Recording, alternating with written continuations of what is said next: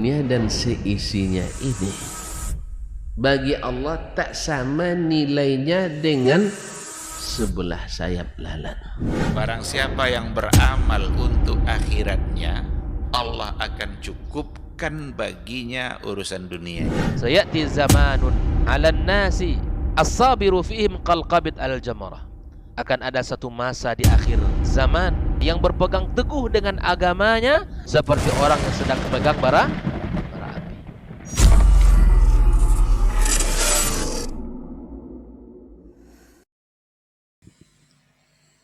Baik. Bismillah. Assalamualaikum warahmatullahi wabarakatuh. Alhamdulillahirabbil alamin hamdan katsiran thayyiban mubarakan fih kama yuhibbu rabbuna wa yarda wa amma ba'd. 91,1 FM Radio Robani Merajuk Ilmu dan Peradaban Generasi Robani dan pemirsa KMTV di mana pun Anda berada dan bisa menyimak program kita untuk kesempatan pagi hari ini. Alhamdulillah, bersyukur kita kepada Allah, salawat dan salam kepada Rasulullah sallallahu alaihi wasallam. Untuk kesempatan pagi hari ini kita kembali dimudahkan untuk bertemu di program Diktat, Dialog Keilmuan Islam bersama Ustadz. Dan Alhamdulillah sudah bersama ketiga guru kita atau ketiga narasumber kita yang sudah berkesempatan hadir di studio. Taib, Generasi Robani dan pemirsa KMTV, untuk tidak memperpanjang mukadimah di kesempatan hari ini, sekedar informasi untuk antum, kita akan membahas sebuah tema yang kita beri judul antara guru dan hulu. Ini seperti apa dan bagaimana, nanti kita akan mendengarkan masing-masing penjelasan atau penjabaran dari masing-masing narasumber ataupun guru kita untuk kesempatan hari ini. Taib, untuk tidak memperpanjang mukadimah, kita sapa dulu beliau yang sudah hadir di studio. Ada guru kita Ustaz Dr. Dasman Yahya Ma'ali LCM Hafizahullah Ta'ala. Assalamualaikum Ustaz. Khair Ustaz. Alhamdulillah. Taib, barakallahu fiik Ustaz. Kemudian ada guru kita Ustaz Dr. Hidayatullah Ismail LCM Hafizahullah Ta'ala. Assalamualaikum Ustaz. Khair Ustaz ya. Hayakumullah Ustaz. Kemudian ada guru kita Ustaz Dr. Helmi Basri LCM Hafizahullah Ta'ala. Assalamualaikum Ustaz. Kabar baik Ustaz ya. Alhamdulillah. Barakallahu fiik Ustaz. Taib, Generasi Robani dan pemirsa KMTV, untuk tidak memperpanjang mukadimah, kita akan langsung saja kepada pembahasan.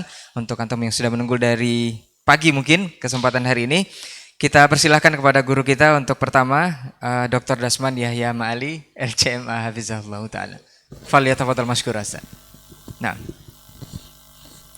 Bismillahirrahmanirrahim. Assalamualaikum warahmatullahi wabarakatuh. Alhamdulillahilladzi arsala rasulahu bil huda wa dinil haqq liyudhhirahu 'ala ad-din kullih wa kafa billahi shahida. Asyhadu an la ilaha illallah wahdahu la syarika lah wa asyhadu anna Muhammadan 'abduhu wa rasuluh sallallahu alaihi wa ala alihi wa ashabihi wattabi'ina lahum bi ihsanin ila yaumi liqa'ih. Ya ayyuhalladzina amanu taqullaha haqqa tuqatih wa la tamutunna illa wa antum muslimun. Para masyayikh, Dr. Hidayatullah, Dr. Helmi Basri, hafizakumullah jami'an, wa akhuna wa habibuna Syekh Raynaldi Amran, para ikhwah di studio, dan para pemirsa dan pendengar, para alim ulama, nenek mama, tokoh adat, tokoh masyarakat, hadirin wal hadirat, musyahidin wal musyahidat, wal mustami'ina wal mustami'at. Alhamdulillah, di pagi ini kita kembali bisa menyambung silaturahim melalui dialog diktat ini. Nampaknya Allah tidak mengizinkan kecuali harus ada Dr. Hidayatullah. 2 pekan beliau pergi, 2 pekan pula kita tak jadi. Ini pakar gulu, jadi tidak bisa ditinggalkan. Terima kasih, bersyukur kita pada Allah, terima kasih pada masyayikh semuanya, dan juga istimewa para pemirsa dan para pendengar yang dirahmati Allah. Mudah-mudahan perjalanan dialog kita pagi ini berjalan lancar dan membawa manfaat yang sebesar-besarnya. Tentu kita tidak lupa bersalawat dan salam kepada baginda Nabi junjungan alam yang menjadi guru utama dan pertama kita, yang kepadanya kita semua harus merujuk dan kepadanya pula kita minta petunjuk. Mudah-mudahan salawat kita semakin menambah lekat dan dekat hati kita kepadanya, sehingga terasa mudah dan merasa bermanfaat ketika kita cukup mengikutinya. Mudah-mudahan juga salawat kita berbuah syafaat pada hari yang tidak bermanfaat harta dan anak, kecuali yang datang kepada Allah dengan hati yang sehat. Para hadirin, para mustami'in dan musyahidan yang rahmati Allah, kita di dalam dunia ilmu ini mesti masing-masing memiliki guru. Dan guru tentu memberikan ilmu. Dan ilmu adalah anugerah terbesar setelah iman dan Islam yang dikaruniakan oleh Allah yang Maha Besar. Sampai Nabi kita alaihissalatu wassalam tidak disuruh oleh Allah meminta tambahan, kecuali meminta tambahan ilmu. Wa qur rabbi zidni ilma. Oleh itu kita dapatkan semakin Nabi diberi ilmu, dia semakin menghormati dan menghargai guru. Dalam hal ini tentu Jibril alaihissalam, kemudian juga Allah subhanahu wa ta'ala yang mengajarkan kepadanya ilmu ini. Semakin bertambah ilmunya, semakin tinggi ta'zimnya kepada Rabbnya. Dan semakin tinggi ikramnya kepada Jibril alaihissalam yang telah mengajarkannya. Sebagaimana beliau juga memberikan ikram kepada siapapun yang beliau mengambil manfaat daripadanya. Ini adalah sunnatullah fil kauni wa fil syara', memuliakan orang-orang yang memberikan kebaikan kepada kita. Apalagi yang diberi itu adalah al-ilm, suatu karunia yang besar. Sampai-sampai Allah menyebut seorang nabi, Yusha ibn Nun, yang karena dia berguru dan mengikuti Nabi Musa alaihissalam, disebut dengan wa iz qala Musa li fatah. Ketika Musa berkata kepada fatah, fatah dalam istilah bahasa Arab, salah satu itlaqatnya, salah satu pemakaiannya adalah disebut al-fatah hamba atau khadim atau pembantu. Itu yang diistinbat oleh Muhammad ibn Ali ibn al-Hasan al-Ultwi, salah seorang ulama hadis dan fikih. Imam Syu'batul Hajjaj mengatakan, man akhastu minhu hadithan fa ana lahu abdun. Siapapun yang saya mengambil satu hadis kepadanya, saya baginya adalah hamba. Subhanallah. Begitu mereka menijlal, mentakrim para ahlul ilmi. Kalau kita merujuk kepada sahabat-sahabat Nabi alaihissalatu wassalam, oh jangan ditanya bagaimana mereka di hadapan Nabi alaihissalatu wassalam. Allah mengajarkan dalam surah Al-Hujurat, ya ayyuhalladzina amanu la tuqaddimu baina yadayillahi wa rasulih. Wahai orang-orang beriman, jangan kalian mendahului Allah dan Rasulnya. Subhanallah. Kenapa jangan mendahului Allah dan Rasulnya? Dalam bicara tentang suatu masalah. Mendahului di sini bukan hanya sekedar dahulu bicara, tidak, tapi mendahului ilmu Allah dan ilmu Rasulnya sallallahu alaihi wasallam, atau melampaui apa yang dikatakan oleh Allah dan Rasulnya sallallahu alaihi wasallam. Oleh itu kaum muslimin dan muslimat yang dirahmati Allah, para pemirsa semuanya, bahwasanya para sahabat alaihim ridwanullah, bila mereka ditanya oleh Nabi alaihi salatu wassalam tentang suatu masalah, misalnya hadis Muaz bin Jabal Sahih Bukhari dan Muslim, kuntu radifan Nabi sallallahu alaihi wasallam ala himar. Faqala ya Muaz labbaika wa sadaika ya Rasulullah. Wahai Muaz, Muaz menjawab labbaika wa sadaika Rasulullah, dengan penuh senang dan saya menjawabmu ya Rasulullah. Qala, diulang lagi, ya Muaz labbaika wa sadaika ya Rasulullah. Ya Muaz labbaika wa sadaika ya Rasulullah. Qala inni uhibbuka, saya mencintai Muaz. Kemudian Nabi menanyakan, ata'lamu ma haqqullahi 'alal ibad wa ma haqqul ibadi 'ala Allah? Muaz seorang faqih, dia merupakan utusan pertama Nabi ke Yaman untuk mengajar ke ahlul Yaman al-Islam, Al-Quran dan ilm. Bahkan disebut oleh Nabi, rekomendasi Nabi alaihi salatu, a'lamun nasi bil halali wal haram Muaz bin Jabal, a'lamun nas bil halali wal haram. Tapi ketika tanya oleh Nabi alaihi salatu wassalam, adab di depan guru, dia bilang Allah wa rasuluhu a'lam, Allah wa rasuluhu a'lam. Dia mungkin saja akan menjawab itu, tetapi subhanallah, Allah wa rasuluhu a'lam. Ma'asyiral kiram yang dirahmati Allah SWT,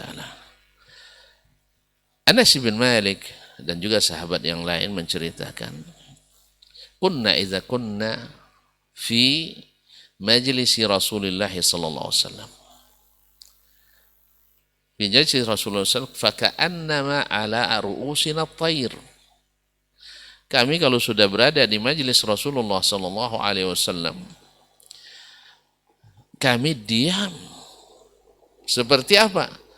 Seperti ada burung di atas kepala. Gimana burung di atas kepala? Supaya jangan terbang, kita seperti memaku seperti ini. Supaya dia terbang, katanya, menangkapnya. Artinya ilmu itu didengarkan dengan seksama oleh mereka dari Nabi alaihi salatu wassalam. Demikian mereka mentazim majlis Rasulullah SAW. Ini pula yang mungkin yang membuat Imam Al-Muzani, murid Imam Asy-Syafi'i rahimahullah, kuntu atanawal al-ka'sa li ashrab fala ashrabu wasy-Syafi'i yanzur ilayya. Saya sudah ngambil gelas untuk minum, tapi ketika Syafi'i melihat, tidak sanggup saya minum. Allah, subhanallah. Mungkin barangkali di sebagian adab ini mungkin sudah akan minum aja sampai gitu, tidak.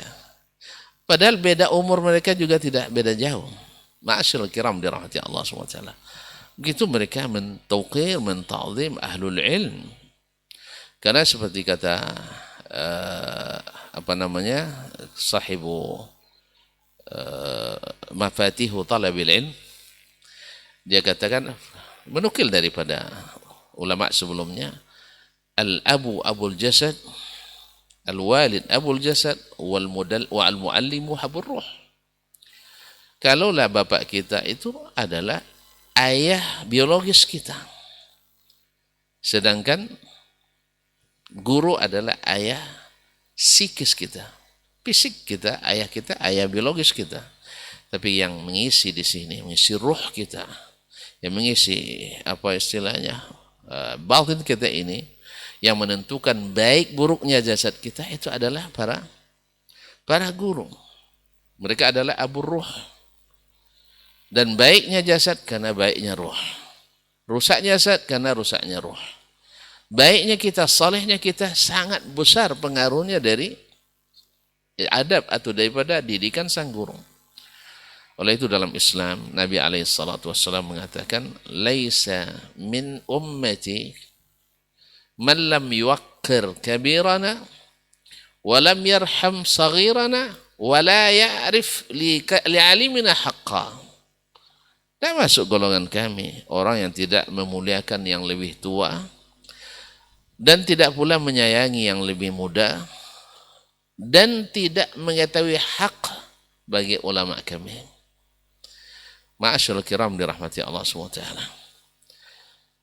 Kemudian para ulama, mereka juga ada yang diberi khidmat oleh murid-muridnya.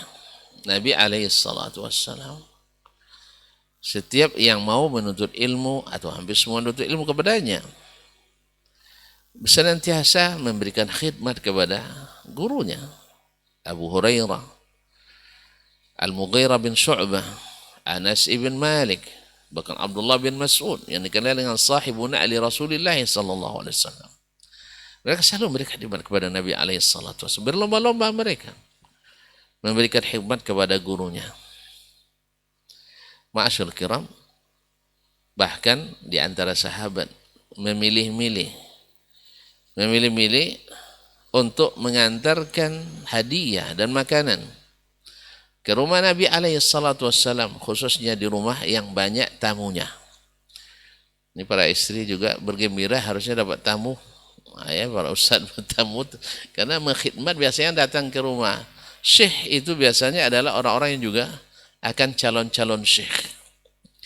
Saya teringat kaum muslimin dan muslimat dirahmati Allah ketika teman-teman di Madinah dulu sering juga ke rumah.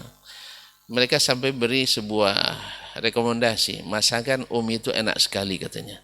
Wah, di dunia saya sudah merasa bangga punya istri seperti itu. Masakannya terkenal enak gitu. Ya, biasanya kan kita merasakan. Ini kalau rekomendasi dari kawan-kawan, Masya Allah luar biasa. Apalagi kalau dapat cap paling enak, ya, subhanallah. Walaupun sebenarnya mungkin bagi orang Roman bisa saja saya membuatnya berat barangkali. Tetapi ini kan subhanallah. Nah, kalau begini kesannya, pasti doa itu akan bersambung.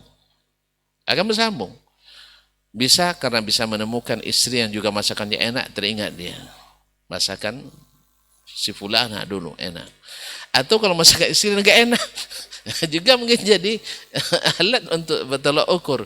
Ya, andainya saya dapat istri seperti si Ustaz dulu yang makanannya enak. Misalnya, kaum muslimin dan muslimat dirahmati Allah. Ya, sahabat mencari-cari untuk atau menunggu-nunggu istri Nabi SAW yang kalau Nabi sedang di situ gilirannya banyak tamunya. Kisah seorang istri Nabi SAW yang menepis piring madunya kan terkenal karena itu. Sampai istri yang lain pun ngantar juga.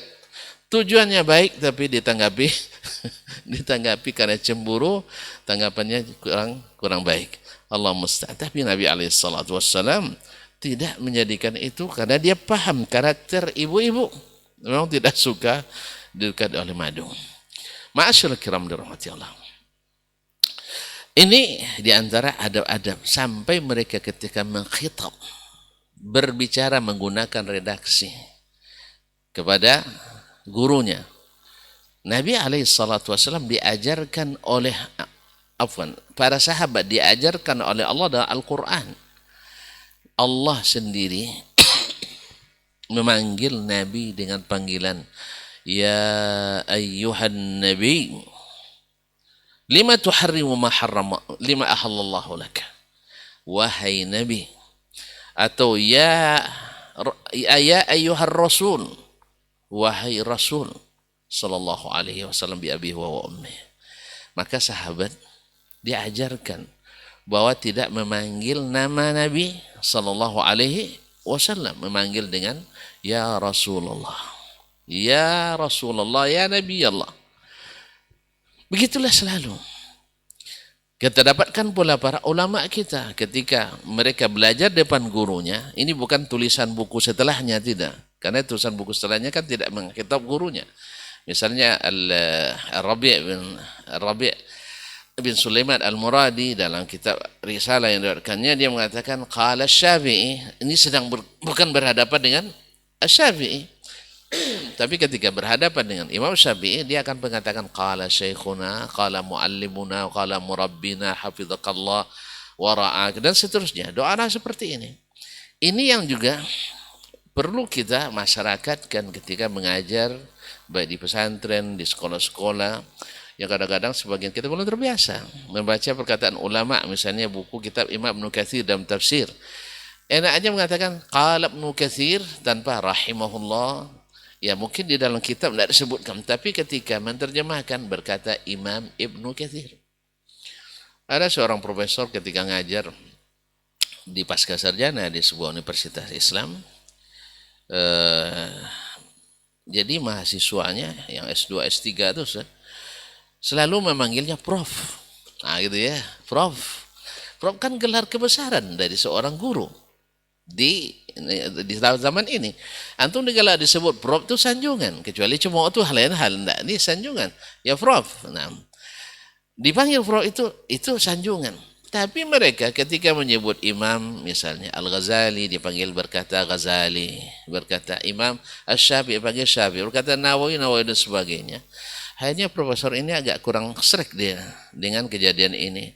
Kalian panggil saya dengan profesor, kalian panggil Ghazali dengan Imam Al-Ghazali dengan panggilan Ghazali. Tidak ada juga rahimahullah. Karena kita kan mana ada rahimahullah di dalamnya. Wah, ini istimewanya orang Arab itu kaum muslimin. Ya, mereka ketika menulis ya surat biasa pun ada waffaqahullah, hafizahullah. Kalau surat resmi kita kayak jarang ya Ustaz ya. Salam aja jarang. Salam pula yang dibuat kadang sebagian. Allah musta'an. Jadi ini ada hafizahullah. Assalamualaikum warahmatullahi wabarakatuh. Ini indahnya bahasa Arab tuh. Maka kadang-kadang dibawakan bahasa Indonesia kurang pas juga katanya, memperbanyak tinta katanya. Enggak.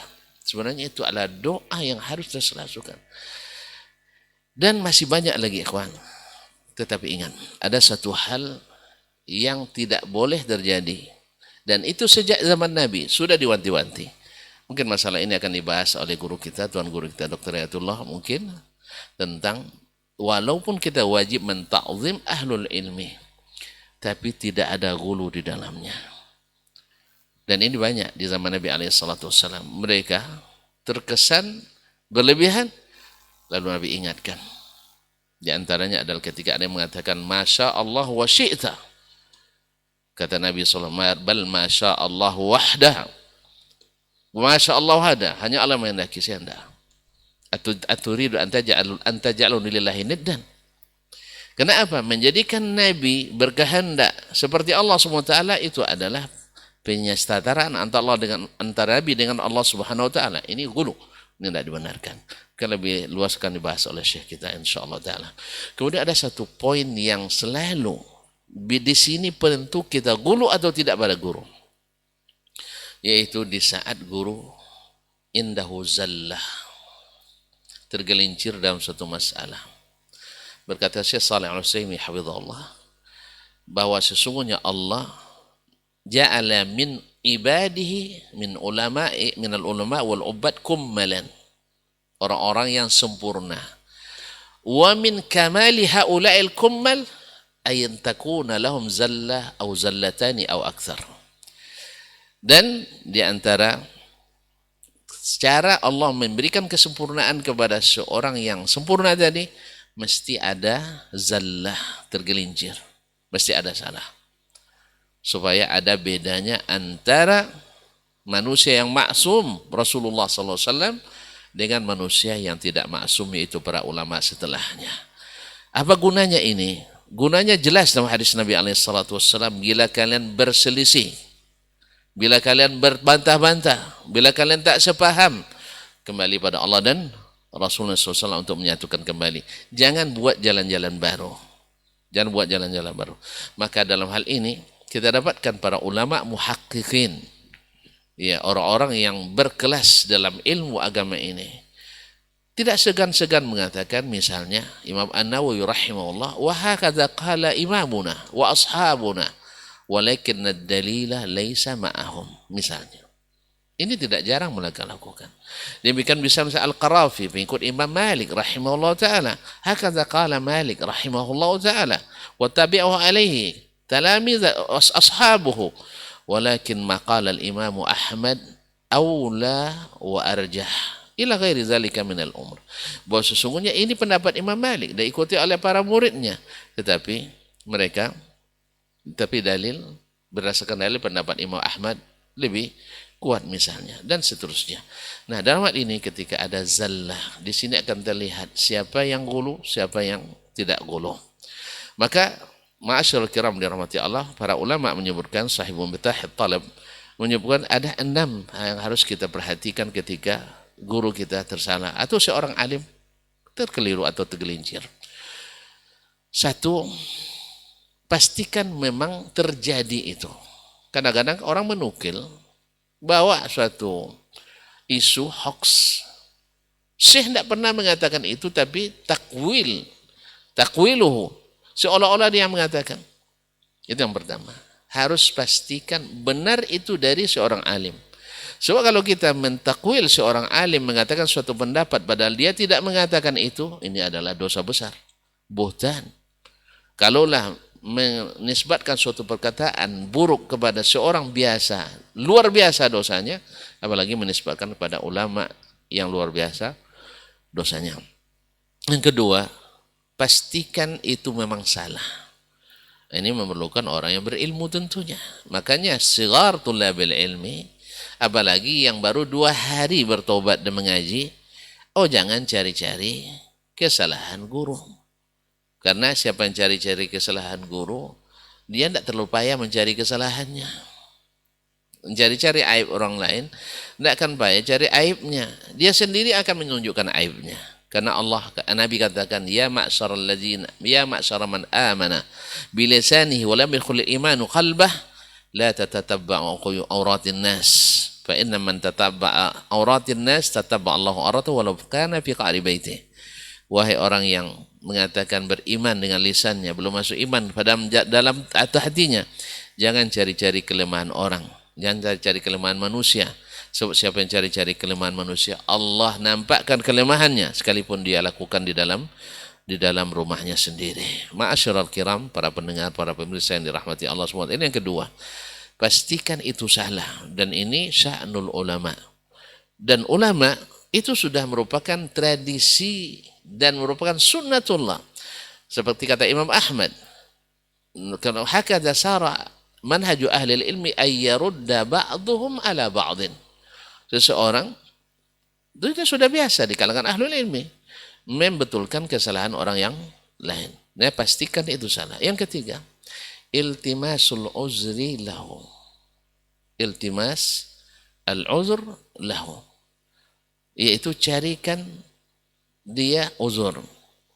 Mungkin kita katakan, kata Imam Umar Khattab, cari 70 alasan yang membolehkan dia mengatakan itu, sehingga kita tidak menjadikan sesuatu yang sangat besar sekali. Masa dia dalam 3.000 masalah dia bahas, salah 3, di antum tidak lulus dia. Ini yang masalah hari ini, ikhwan kaum muslimin, gulu juga dalam masalah ini kadang, yaitu salah gurunya 2 masalah, ya 2 masalah, lalu menjadikannya keluar dari manhaj ahli sunnah, seperti keluar dari Islam sama sekali. Tidak. Jadi oleh itu ikhwani fillah, carikan alasan, sehingga dengan demikian nanti masuk kita pada yang keempat atau yang keenam, dan sebenarnya disebutkan oleh Syekh adalah menjaga haknya untuk tetap dihormati. Ini kalau sudah salah sekali tidak dihormati lagi, padahal subhanallah dia mengenal ilmu ini, bersemangat untuk ilmu karena bertemu dengan syekh ini. Lalu salah syekhnya satu masalah, beda dengan syekh yang lain, dia pindah syekh seolah-olah ini tidak ada jasanya sama sekali. Ini gulu, walaupun dianggap sebagai tidak gulu. Ini adalah termasuk gulu kaum muslimin dan muslimat dirahmati Allah. Yang kelima, ada mutibai ala khata'i, yaitu kalau dia salah, wajib kita tinggalkan. Sebab nanti dia berlepas diri dari kita. Istabarra alladhina tubi'u minal ladhina taba'u wa barazu lillahi jami'an faqala ad-du'afa'u lil ladhina istakbaru inna kunna lakum taba'an, sampai akhir ayat. Mereka berlepas diri, kita dia sama masing-masing nanti. Kalau sudah nyata salahnya, kalau kita tidak tinggalkan berarti kita gulu. Ya, mungkin akan dibahas oleh Dr. Helmi nanti, gulu, mazhab gulu, pendapat gulu, aliran gulu, syekh dan sebagainya. Nah, mungkin untuk beliau ini memang khusus masalah kontemporer nampaknya ini kaum muslimin dan muslimat dirahmati Allah. Kemudian yang ke berapa tadi? Yang keenam, yaitu memberikan nasihat kepadanya. Kalau kita ahlinya, sampaikan. Ya, sampaikan nasihat kepadanya. Tentu saja nasihat seperti kata Syekh Shalih kata Imam Ibnu Hazm rahimahullah taala, bi idrakus shawab wa mura'atil adab. Idrakus shawab yani iblaghu bis shawab, sampai dia paham ini yang benar, dan tentu saja ma'mura'atil adab, tetap menjaga adab. Karena tujuan kita bukan untuk menjatuhkan, tetapi untuk menjaga jangan sampai terpleset dan jatuh. Tapi kalau orang yang sengaja menjatuhkan, wala karamah. Ya, orang yang sengaja mencari-cari untuk menjatuhkan, wala karamah. Dan dalam hal ini kaum muslimin muslimat yang dirahmati Allah, mungkin akan dibahas lebih mendalam oleh dua syekh kita. Ini sebagai mukaddimah dan pengantar, mudah-mudahan bermanfaat. Intinya adalah bahwa ilmu adalah sebaik-baik karunia, dan orang yang memberikan kepada kita adalah sebaik-baik pemberi, dan orang yang harus paling ditinggikan dan dihormati. Tetapi dengan catatan tidak boleh diberikan kedudukan Nabi, kedudukan Allah kepada Nabi, dan tidak boleh diberikan kedudukan Nabi kepada para ulama dan wali. Wallahu ta'ala alam wa sallallahu ala nabiyyina Muhammadin wa sallam. Baik, jazakallah khairan Ustaz untuk penjelasan pertama, dan kita akan lanjutkan berikutnya mendengarkan dari guru kita Ustaz Dr. Hidayatullah Ismail LCMA hafizahullah taala. Falyatafadhal mashkur Ustaz. Bismillahirrahmanirrahim. Assalamualaikum warahmatullahi wabarakatuh. Alhamdulillahilladzi bi ni'matihi tatimmu shalihat. Asyhadu an la ilaha illallah wahdahu la syarikalah wa asyhadu anna Muhammadan abduhu wa rasuluh alladzi ballagha ar-risalah wa adda al-amanah wa nasaha al-ummah wa jahada fillahi haqqa jihadih. Fassalawatu rabbih wa salamu alaihi. Qala ta'ala ya ayyuhalladzina amanu ittaqullaha haqqa tuqatih wa la tamutunna illa wa antum muslimun. Para masyayikh, para guru kita yang kita muliakan, Dr. Dasman Yahya Ma'ali LCMA dan guru kita Dr. Hilmi Basri LCMA, semoga Allah senantiasa menjaga mereka dan keluarga mereka. Allah berikan kesehatan di dalam menjalankan tugas dakwah mereka dan keberkahan dalam segala urusan mereka.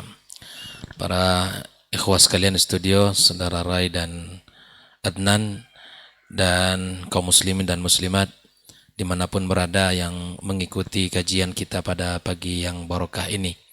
Pertama, marilah kita bersyukur kepada Allah atas nikmat iman dan Islam yang Allah berikan kepada kita, nikmat iman yang Allah karuniakan kepada kita, di mana kita yakin ketika Allah Subhanahu wa taala berikan iman, maka jika kita sempurnakan keimanan dengan ilmu, Allah akan angkat derajat kita di sisinya.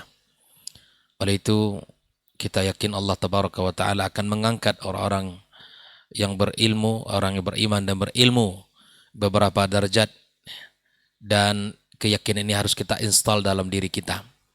Kita yakini ini bahwa orang beriman harus selalu belajar dan harus selalu berusaha meningkatkan pemahaman dalam bidang agamanya. Karena ketika Allah Subhanahu wa taala menjadikan kita faqih dalam agama kita, dalam urusan agama kita, maka itu tanda Allah Subhanahu wa taala menginginkan kebaikan kepada kita. Makanya ketika orang ingin mengetahui dirinya di sisi Allah Subhanahu wa taala, lihatlah di mana Allah Subhanahu wa taala menempatkan diri kita. Pada apa kita disibukkan? Di saat Allah Subhanahu wa taala sibukkan diri kita dengan ibadah kepadanya, dengan ketaatan kepadanya, maka Allah ingin menjadikan diri kita dekat dengannya. Ketika Allah Subhanahu wa taala sibukkan kita dengan kalamnya, dengan firman-Nya, maka Allah ingin bicara dengan kita. Nah, sebaik-baik ibadah dan ketaatan pagi ini adalah kita duduk dalam majelis ilmu. Kita belajar, kita tafakuh dalam urusan agama kita, dan itu adalah kebaikan yang wajib untuk kita syukuri kepada Allah Subhanahu wa taala. Agar senantiasa kita diberikan semangat untuk belajar, semangat untuk senantiasa memperbaiki agama kita dengan belajar, karena tidak ada yang bisa merubah tradisi-tradisi yang penuh dengan kesyirikan. Ya, tidak ada yang bisa merubah ya kejahilan kita dalam urusan agama kita, melainkan dengan belajar ilmu agama, belajar tentang Al-Quranul Karim, belajar tentang hadis-hadis Rasulullah sallallahu alaihi wasallam, dan kita pahami dengan pemahaman para as-salafus salih, dan kita amalkan seperti mana mereka semangat dalam mengamalkan agama ini. Kemudian kita ucapkan salat dan salam untuk Nabi besar Muhammad alaihi salatu wassalam. Kemudian kita juga berharap salat dan salam tersambung kepada keluarga beliau, anak keturunannya, kemudian para sahabat yang telah berjuang bersama Rasulullah sallallahu alaihi wasallam, yang telah mengorbankan harta dan jiwa mereka demi ya tegaknya agama Allah tabaraka wa taala, dan kepada siapapun dari umat Muhammad alaihi salatu wassalam yang senantiasa istiqamah dan mengikuti mereka dengan cara yang baik dan benar sampai hari kiamat kelak. Mudah-mudahan kita termasuk dari orang-orang yang mengikuti ajaran Rasulullah sallallahu alaihi wasallam dan mengikuti dengan cara yang baik sampai hari kiamat kelak. Semoga Allah kumpulkan kita bersamanya di hari kiamat kelak, dan semoga Allah tabaraka wa taala berikan kepada kita kesempatan untuk mendapatkan syafaatnya dari baginda kita alaihi salatu wassalam. Ikhwatul iman, kaum muslimin dan muslimat dimanapun berada, alhamdulillah di awal sudah disebutkan oleh guru kita Dr. Dasman tentang wajibnya kita untuk menta'zim, memuliakan para ahli ilmu, para ulama, para guru, orang-orang saleh. Namun ada satu batasan yang wajib untuk kita pahami juga. Menghargai ulama, memuliakan para guru, memuliakan orang saleh, orang berilmu adalah sebuah kewajiban. Namun kita tidak boleh melampaui batas. Dan inilah yang disebut dengan al-ghulu. Ya, tidak boleh kita ghulu kepada mereka. Tidak boleh kita melampaui batas di dalam mentakzim mereka, di dalam memuliakan mereka, di dalam menghormati mereka. Karena apabila kita ghulu terhadap mereka, maka akan terbuka pintu yang sangat lebar, yang sangat besar untuk menjerumuskan kita kepada kesyirikan, bahkan jatuh kepada kekufuran. Ya, Allah Subhanahu wa taala telah memperingatkan ahlul kitab, ya ahlal kitab la taghlu fi dinikum. Ya, Allah Subhanahu wa taala memperingatkan ahlul kitab. Walaupun ayat ini tertuju kepada mereka ahlul kitab, ya, al-Yahud dan Nasara, ya, mereka diingatkan oleh Allah Subhanahu wa taala, ya, agar tidak boleh, ya, tidak melampaui batas di dalam urusan agama kita. Dalam urusan ya menta'zim, mengagungkan, baik dengan keyakinan ataupun dengan ucapan dan perbuatan. Maka kita harus memahami ini, dan kita harus memahami bagaimana larangan Allah Subhanahu wa taala ini. Walaupun tertuju kepada Alkitab, namun larangan ini juga tertuju kepada umat Muhammad sallallahu alaihi wasallam. Nah, kalau kita lihat di dalam sejarah, di dalam Al-Quranul Karim, apa yang menjadikan sebab awalnya kesyirikan, penyimpangan yang terjadi pada kaum Nabi Nuh alaihissalam adalah sikap ghulu mereka terhadap orang-orang soleh mereka.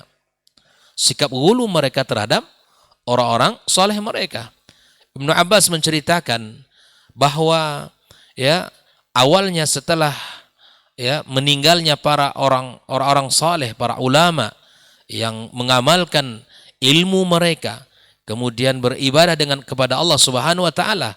Setelah mereka meninggal dunia, kemudian syaitan datang membisikkan kepada ya pengikut-pengikutnya, kepada murid-muridnya agar dibuatkan patung mereka, gambar mereka, kemudian diletakkan di tempat di mana mereka dahulu mengajar ilmu-ilmu tersebut. Ini awal kesyirikan. Ini awal kehancuran dan kebinasaannya. Setelah generasi itu hilang, setelah generasi itu habis, kemudian ilmu dilupakan. Ilmu tidak lagi menjadi nilai yang mahal dan berharga. Ilmu tidak menjadi kecintaan orang-orang di masanya. Orang-orang alimnya sudah meninggal dunia, generasi-generasi yang menjadi murid setelahnya meninggal dunia, ilmu telah dilupakan, maka datang generasi berikutnya. Kemudian apa yang terjadi, ikhwah fillah rahimakumullah, ya, gambar patung-patung yang mereka buat seperti gambar guru-guru mereka, seperti ya wajah-wajah guru-guru mereka, lalu kemudian akhirnya mereka sembah akhirnya patung-patung tersebut. Inilah salah satu contoh sikap ghulu yang berlebih-lebihan. Kita boleh mentakzim ya para ulama, itu wajib. Karena mencintai mereka bagian daripada ya agama ini, mencintai ahli ilmu, mencintai para orang saleh. Ikhwah fillah rahimakumullah. Namun kita harus memiliki batasan-batasan. Ya, kita menghargai guru-guru kita, tidak kita jongkok dari 100 meter menghadapi mereka, tidak. Kita tidak merangkak menghadap mereka, tidak. Ya, kita tidak juga menginginkan ya bahwa bahkan ada kobokan ya itu diminum dan seterusnya ngalap barakah, dan ya ini tidaklah bagian yang pantas untuk kita ajarkan. Kita tidak pernah mengajarkan, dan para ulama as-salaf ya para ulama salaf juga tidak mengajarkan bab-bab seperti ini. Nah, mentakzimkan para ulama sekali lagi adalah sebuah kewajiban, namun ada batasan yang mesti kita pahami, seperti mana pesan Allah dalam Al-Quranul Karim dan sebagaimana contoh-contoh ya kaum Nuh alaihissalam, ya kesyirikan yang mereka lakukan, penyimpangan yang terjadi pada kaum Nabi Nuh alaihissalam, salah satu sebab utamanya adalah al-ghulu fis salihin, dan ghulu mereka terhadap orang-orang saleh. Ikhwani wa akhwati fi din rahimakumullah. Rasulullah sallallahu alaihi wasallam telah mengingatkan kita secara khusus umat ini. Iyyakum wal ghulu fid din. Jauhkan oleh kalian ghulu dalam urusan agama. Fa innama ahlaka man kana qablakum al ghulu fid din. Nabi menyebutkan hancurnya umat terdahulu, ya binasanya mereka karena gulunya mereka terhadap orang-orang saleh mereka dan gulunya mereka terhadap urusan agama mereka. Nabi mengingatkan kita tentang al-wasatiyah. Ya, kita mesti berusaha menjadi orang ya dalam akidah, dalam muamalah, dalam keyakinan. Antara orang Murji'ah dengan orang Khawarij kita berbeda. Ya. Dan kita memiliki al-wasat.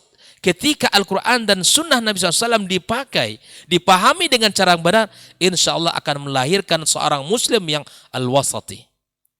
Ya, seorang Muslim al-wasati. Karena hancurnya agama ini dua sikap. Al-ghulu berlebihan, ya kemudian kita taksir, kita tidak mau melakukannya. Maka Islam berada di tengah-tengahnya. Ahlus sunnati wal jamaah berada di tengah-tengahnya. Ya, ketika kita beribadah kepada Allah Subhanahu wa taala misalnya, ya kita hanya yang memiliki yang besar dalam harapan kita raja saja, nanti jatuh kepada orang Murji'ah. Ya, dia tidak takut nanti ya atas azab Allah Subhanahu wa taala. Yang besar hanya harapan Allah Maha Rahman, Allah Maha Ghaffar, Allah Maha Rahim ya. Yang ingatnya adalah rahmannya Allah, rahimnya Allah, ya ghufrannya Allah yang diingat. Nah, ketika di dalam beribadah ada khauf, ada raja yang dibangun. Ya, ini menunjukkan bahwa umat Islam, Ahlussunnah wal Jamaah adalah umat yang berada di tengah-tengah dalam dua sikap ini. Tidak juga takutnya yang berlebihan ya, bahwa kita tidak boleh juga berputus asa dengan rahmat Allah Subhanahu wa taala. Ketika kita salah, jalannya taubat. Ketika kita melenceng, jalannya kita kembali ke jalan Allah.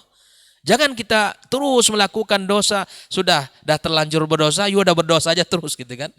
Nah, kita ini umat yang penuh dengan khilaf dan salah. Sebagaimana bahwa iman ini adalah yazid wa yanqus. Kita yakini itu. Ya, di saat kita taat kepada Allah, ilmu kita bertambah, keyakinan kita benar ya, maka insya Allah iman itu terasa ya. Ya subhanallah, orang-orang yang diberi hidayah oleh Allah di atas sunnah, nikmat hidupnya luar biasa ya. Dan kita diberikan Allah ketika disebutkan Al-Quranul Karim, bahkan disampaikan ini hadis Nabi SAW, ini sunnah Rasul. Ya Allah, mudahnya hati ini untuk menerima. Dan ini belum tentu ada sama orang lain. Belum tentu ada sama siapapun dari umat ini. Maka ikhwah fillah, siapapun yang mendengarkan kajian kita, Allah, ketika Allah Subhanahu wa taala jadikan hati-hati kita ini mudah untuk menerima Al-Quran, mudah untuk menerima sunnah Rasulullah, mudah untuk mencontoh para generasi as-salaf mencintai mereka, ya, maka kemudian ini adalah al-hidayah, ya, yang sangat luar biasa. Dan kita diberikan hidayah di atas sunnah ini adalah hidayah yang sangat agung, yang patut untuk kita syukuri pada Allah Subhanahu wa taala. Ikhwah fillah. Maka sekali lagi, ketika akidahnya benar, ketika sumber akidahnya benar, insya Allah dia akan berada di atas atau berada di tengah-tengah sebuah akidah yang wasati, yang tidak ifrat dan tafrid, yang tidak melampaui hulu dalam bab-bab tertentu kemudian dia taksir di dalam bab-bab tertentu. Ikhwah fillah. Rasulullah sallallahu alaihi wasallam juga mengatakan di dalam sebuah hadisnya, halakal mutanatti'un, halakal mutanatti'un, halakal mutanatti'un. 3 kali Nabi menyebutkannya. Hancurlah orang-orang yang berlebih-lebihan, ya, yang melampaui batas. Di Nabi SAW mengajarkan kita dalam urusan ibadah misalnya. Ya, contoh seperti yang sering dibahas oleh para guru kita, ya, 3 sahabat, ya, yang mereka mencoba untuk melampaui Nabi SAW di dalam beribadah kepada Allah Subhanahu Wa Taala. Ingin semangat yang tinggi, mencoba untuk yang satu tidak ingin tidur malam, hanya qiyam saja. Yang satu tidak ingin berbuka, ingin puasa sepanjang masa. Yang satu lagi tidak ingin menikah, ya, ingin membujang saja. Sampailah berita itu kepada Nabi kita alaihi salatu wassalam, ya. Dan Nabi mengatakan dialah orang yang paling bertakwa kepada Allah, dialah orang yang paling, ya, beriman kepada Allah, yang paling takut kepada Allah Subhanahu wa taala. Kata Nabi alaihi salatu wassalam, saya bangun, ya, kemudian saya tidur, saya makan dan saya berpuasa. Dan saya menikah dan punya anak dan keturunan. Ikhwah fillah, inilah al-wasat yang diajarkan oleh Nabi kita alaihi salatu wassalam di dalam urusan beragama kita. Makanya tidak ada orang yang berlebihan dalam urusan agama kecuali dia akan kalah. Tidak akan mungkin, tidak akan istiqamah. Ya, maka di dalam menyikapi bab ghulu yang kita bahas antara ghulu dan guru, maka mengagungkan para ulama, para guru adalah sebuah kemuliaan, ya, kewajiban. Namun kita wajib membatasi diri, tidak melebihi daripada batasan syariat agama yang mulia ini. Apa yang diajarkan oleh agama kita taati, dan apa yang disampaikan kita jalani. Tidak boleh kita melampaui batas. Bahkan Nabi kita alaihi salatu wassalam saja yang melarang umatnya untuk memuji-mujinya berlebih-lebihan. Bayangkan, Nabi kita, ya, kekasih kita, pilihan Allah, ya, Sayyidul Anbiya wal Mursalin gelarnya. Ya kan? Sayyidul Anbiya wal Mursalin. Subhanallah. Nabi SAW di dalam memagar tauhid ini, di dalam memagar agama yang hanif ini, apa kata Nabi SAW? La tutruni kama atratin nasara Isa bin Maryam. Jangan kalian memujiku berlebih-lebihan.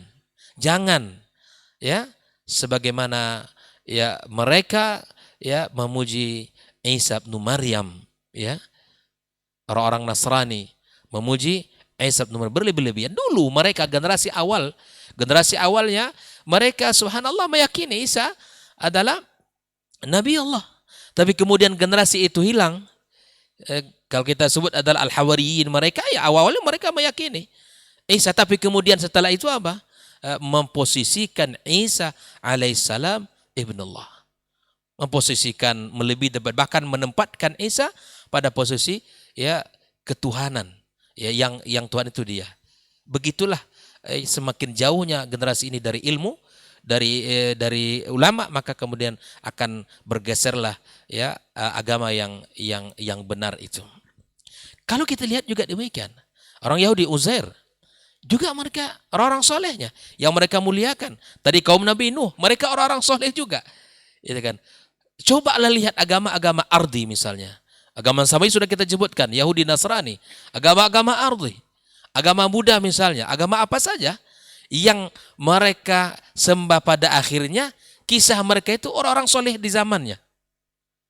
Kisah-kisah orang soleh yang kemudian karena hulu di dalam menempatkan, ya, posisi mereka berlebih-lebihan, maka disitulah nanti pada ujungnya, ya kita akan menyimpang dalam agama kita, jatuh kepada kesyirikan, jatuh bahkan kepada kekufuran. Inilah akibat buruk daripada al-ghulu fis salihin.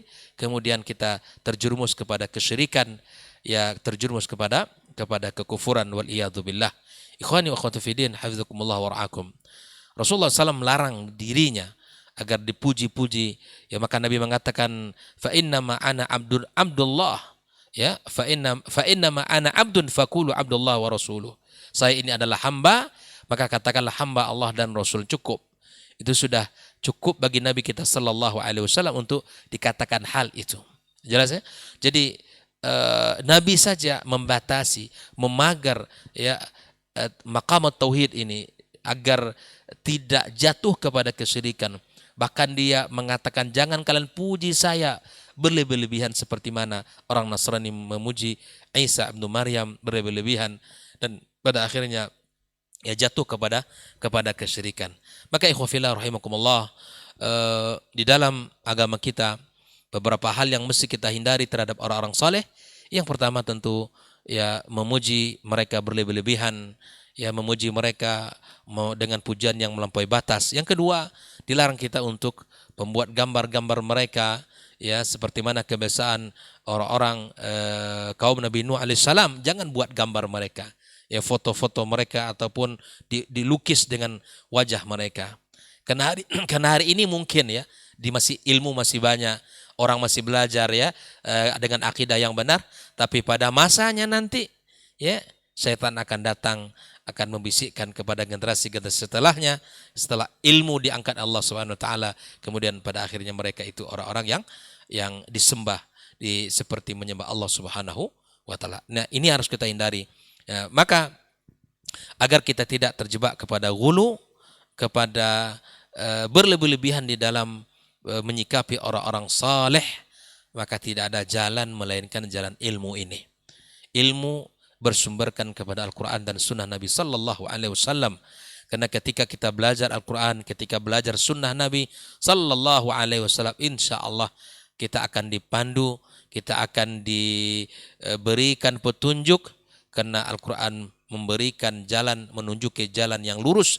Sunnah Nabi SAW adalah menjadi cahaya dalam kehidupan kita bersama.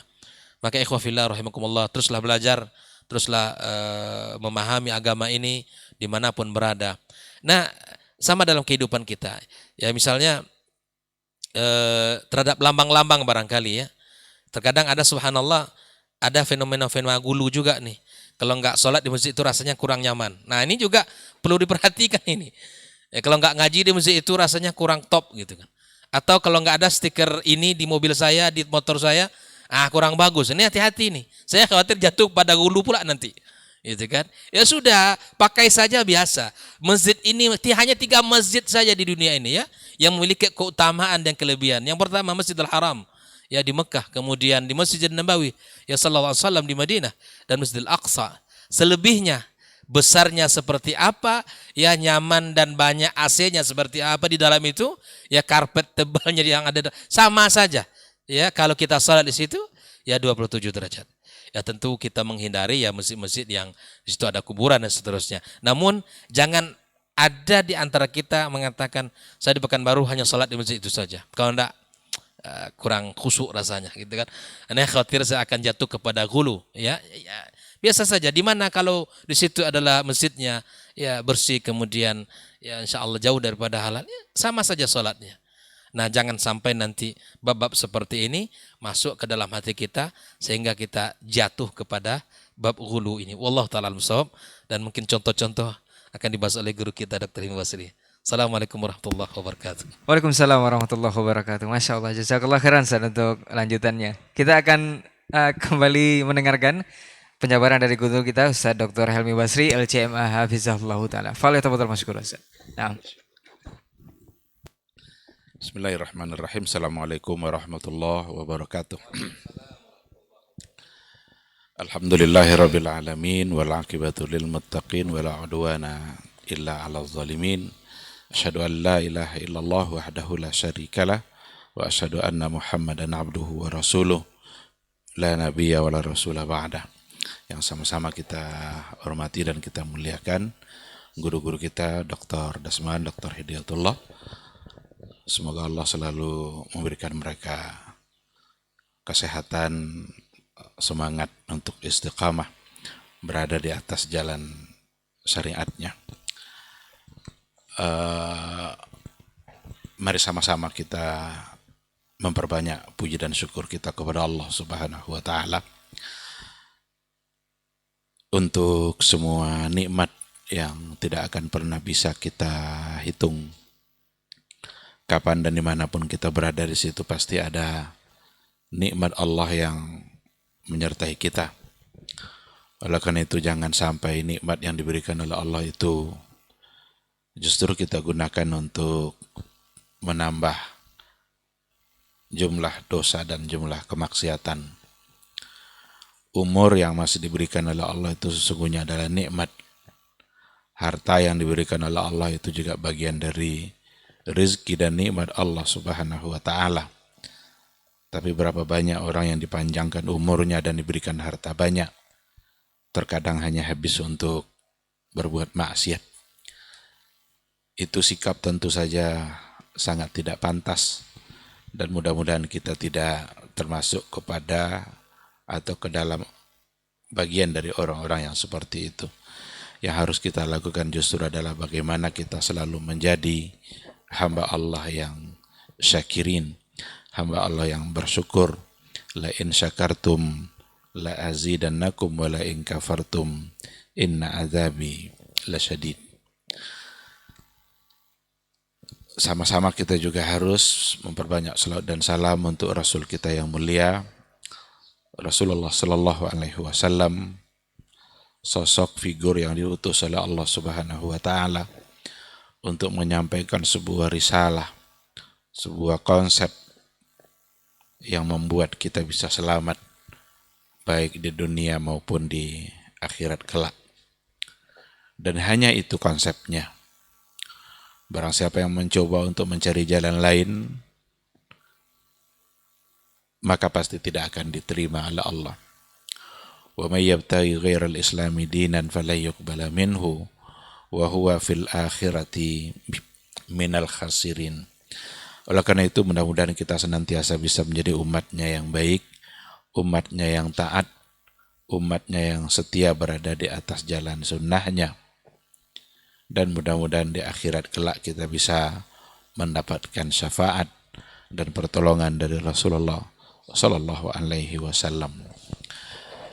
Ikhwati al-a'izza,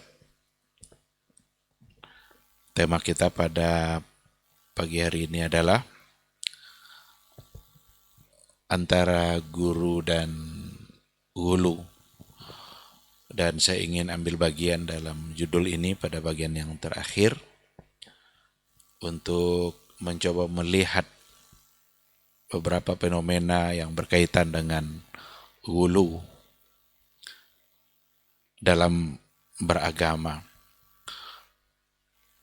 Satu hal yang pasti adalah bahwa hulu itu sebuah tindakan yang terlarang, dan yang melarangnya adalah Rasulullah Sallallahu Alaihi Wasallam.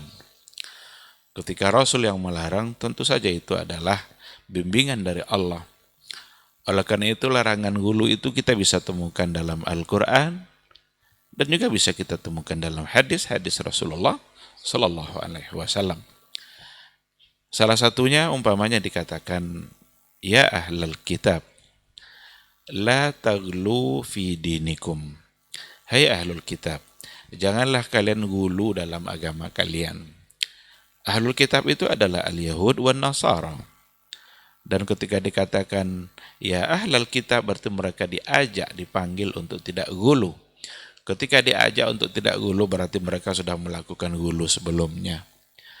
Orang-orang Nasrani gulu kepada Nabi Isa, yang tidak lagi sekadar menempatkan Isa sebagai Rasul Allah, tetapi mereka sudah memberikan unsur-unsur ketuhanan kepada Nabi Isa, bahkan dikatakan pula dia bagian dari ilah yang disembah.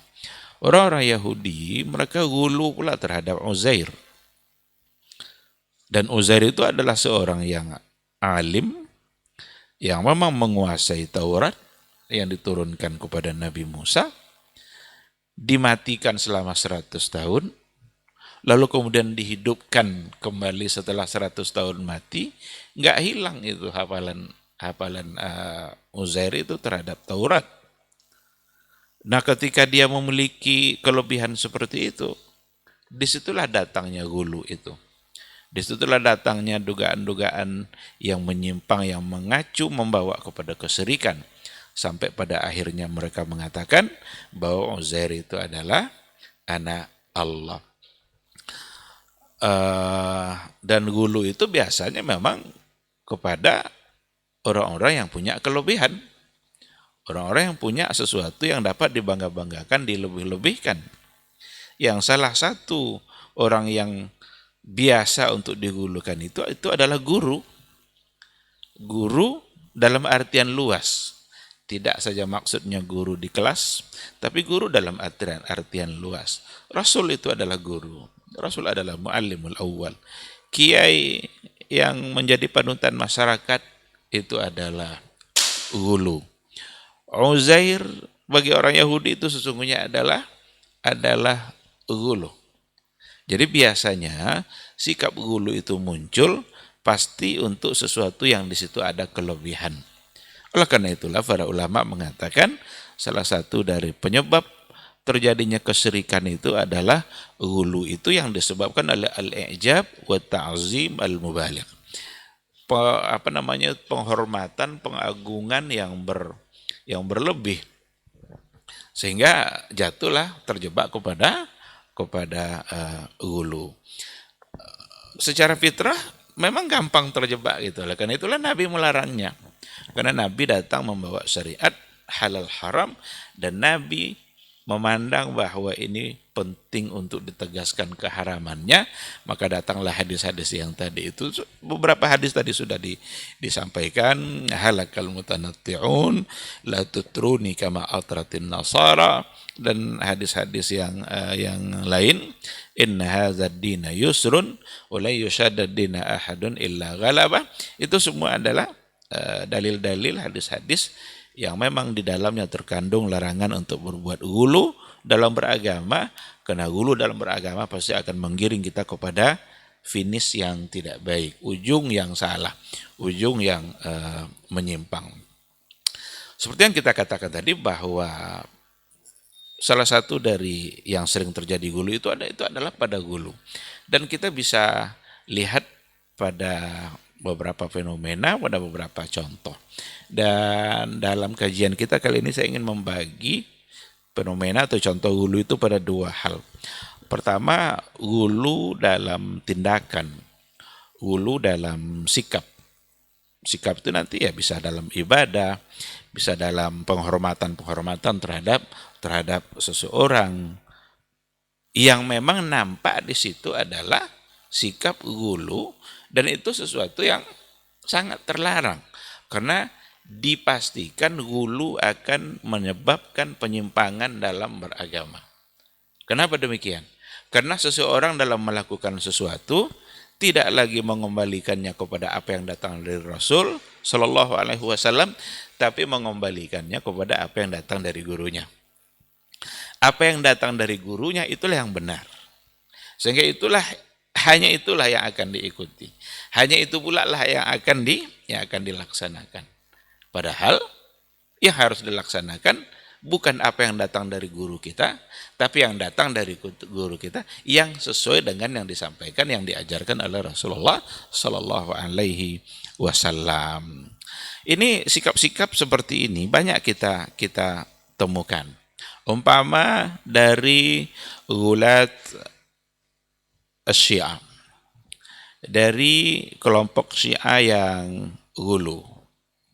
Mereka gulu kepada siapa? Gulu kepada para imam-imam mereka. Mereka menempatkan imam mereka itu sama dengan Nabi. Dan mereka punya definisi sendiri tentang hadis sebenarnya. Orang-orang Syiah dia punya definisi. Kalau ulama sunnah mendefinisikan hadis itu ma udhifa ila nabi sallallahu alaihi wasallam min qaulin au fi'lin au taqrir. Sesuatu yang disandarkan kepada Nabi, kepada Rasul kita, apakah itu perkataan, perbuatan, takrir.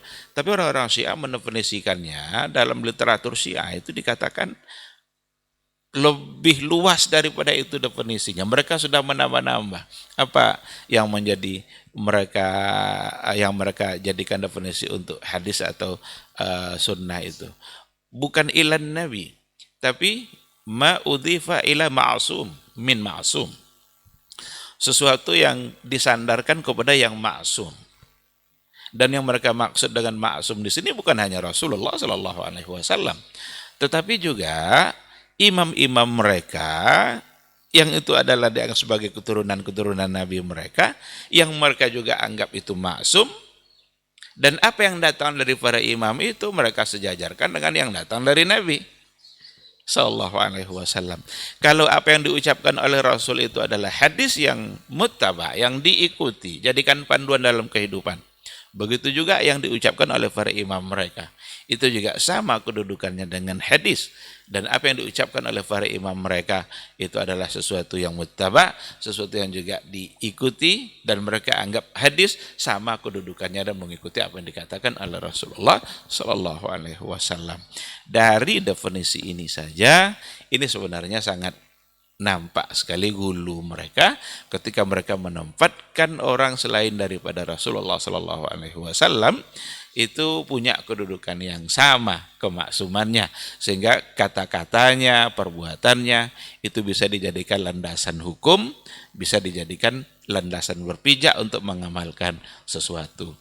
Maka tak peduli lagi mereka adakah dari Nabi atau tidak, asal ada imam mereka mengucapkan, walaupun kadang antara imam dan imam bertentangan. Oleh karena itu kebohongan yang paling banyak dalam aliran itu ada pada Syiah. Karena bisa saja antara imam ini bertentangan dengan satu imam yang lain. Tidak peduli mereka, yang penting ada imamnya yang mengatakannya. Dan itu pasti benar. Walaupun bertentangan. Ini saja itu sudah sangat ulu. Padahal kebenaran sesuatu tidak dilihat dari siapa orangnya, tetapi kebenaran itu dilihat dari apakah sesuai dengan yang ada dalam Al-Quran atau yang ada dalam hadis Rasulullah sallallahu alaihi wasallam. Dan kebenaran itu tidak ditentukan oleh keturunan Nabi atau tidak. Fenomena ini juga yang kadang dapat kita lihat menyebar di berbagai wilayah termasuk di Indonesia. Ulu atau penghormatan yang berlebih-lebihan terhadap orang-orang yang dianggap sebagai keturunan Nabi, yang biasa disebut dengan Habib dan lain sebagainya. Habib atau tidak Habib berhak untuk mulia di sisi Allah Subhanahu wa taala. Orang-orang yang walaupun disebut Habib, tapi kalau perilakunya tidak sesuai dengan Quran dan Sunnah, atau apa yang dilakukannya justru bertentangan dengan yang diperintahkan oleh Rasulullah sallallahu alaihi wasallam, maka nasabnya itu tidak akan mempercepat dia untuk menuju surganya Allah Subhanahu wa taala. Karena yang jadi patokan bukanlah nasab. Tapi ada orang yang tidak sampai pada keturunan Rasulullah sallallahu alaihi wasallam, walaupun saya secara pribadi untuk mengatakan ada orang hari ini yang mengatakan silsilahnya sampai kepada Rasul, saya yakin itu bohong. Karena Rasul tidak punya anak laki-laki yang keturunannya bisa menyebar. Barangkali itulah hikmahnya kenapa anak-anak Rasulullah sallallahu alaihi wasallam yang 3 orang itu wafat ketika kecil. Tapi kalau dikatakan barangkali sampai kepada silsilah keluarganya yang lain, itu mungkin saja. Ya mungkin saja bin Fulan nanti sampai kepada Abu Lahab. Bisa saja ada. Bin Fulan nanti sampai kepada Abu Jahal, Hashim. Itu mungkin saja. Tapi kalau bin Fulan sampai bin Muhammad sallallahu alaihi wasallam, saya katakan mustahil. Tidak ada.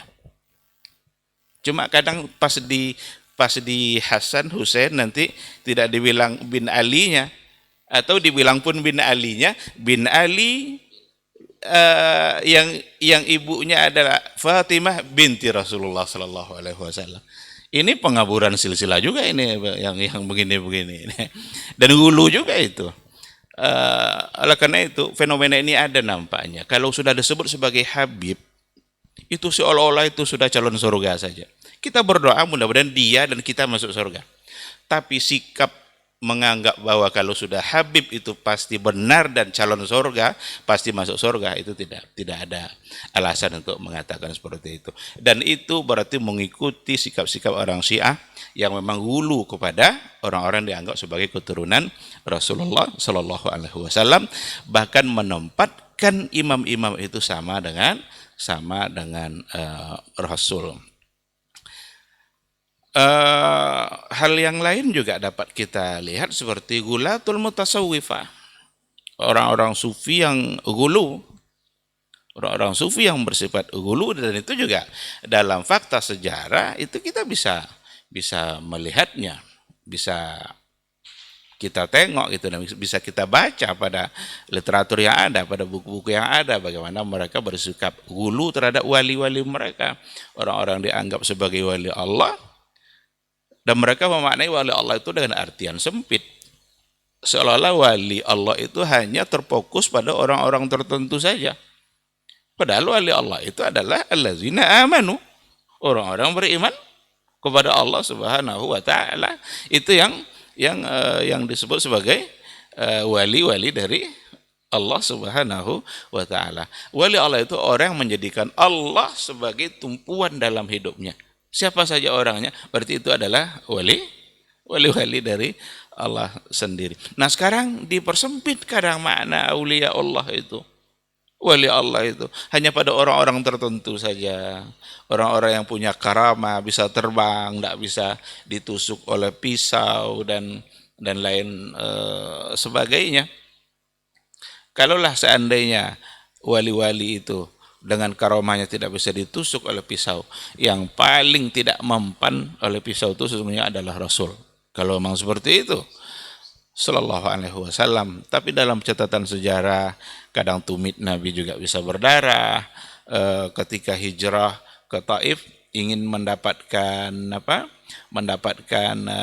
bantuan dakwah dari orang-orang Taif, dari Bani Saqif, justru yang dia dapatkan adalah lemparan-lemparan batu dari sufaha, dari orang-orang bodoh, orang-orang yang tidak mengenal siapa itu Rasulullah Shallallahu Alaihi Wasallam, dan secara fisik Nabi tersakiti.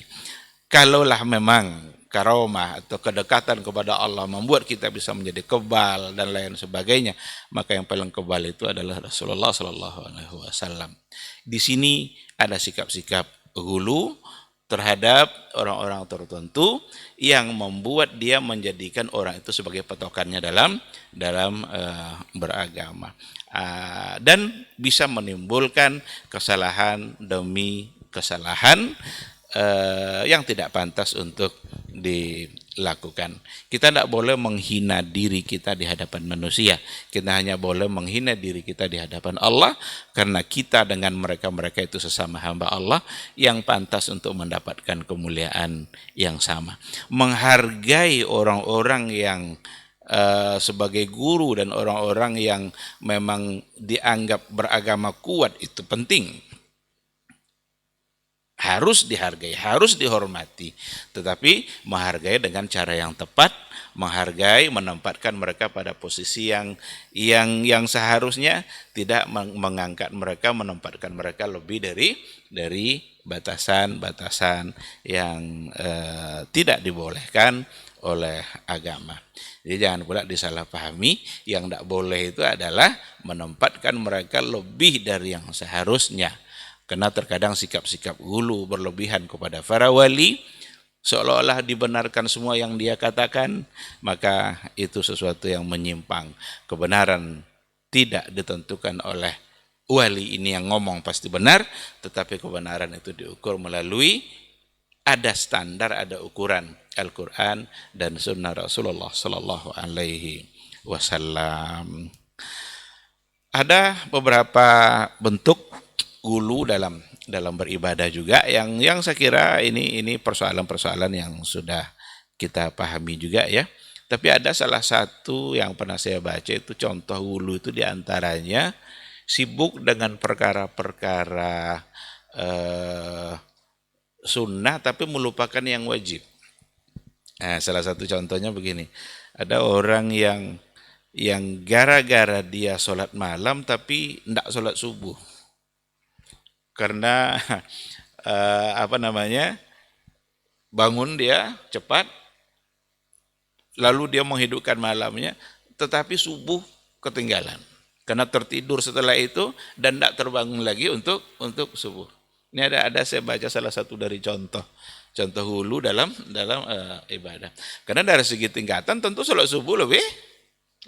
Yang baik itu sholat malam lah, tapi sholat subuh lah.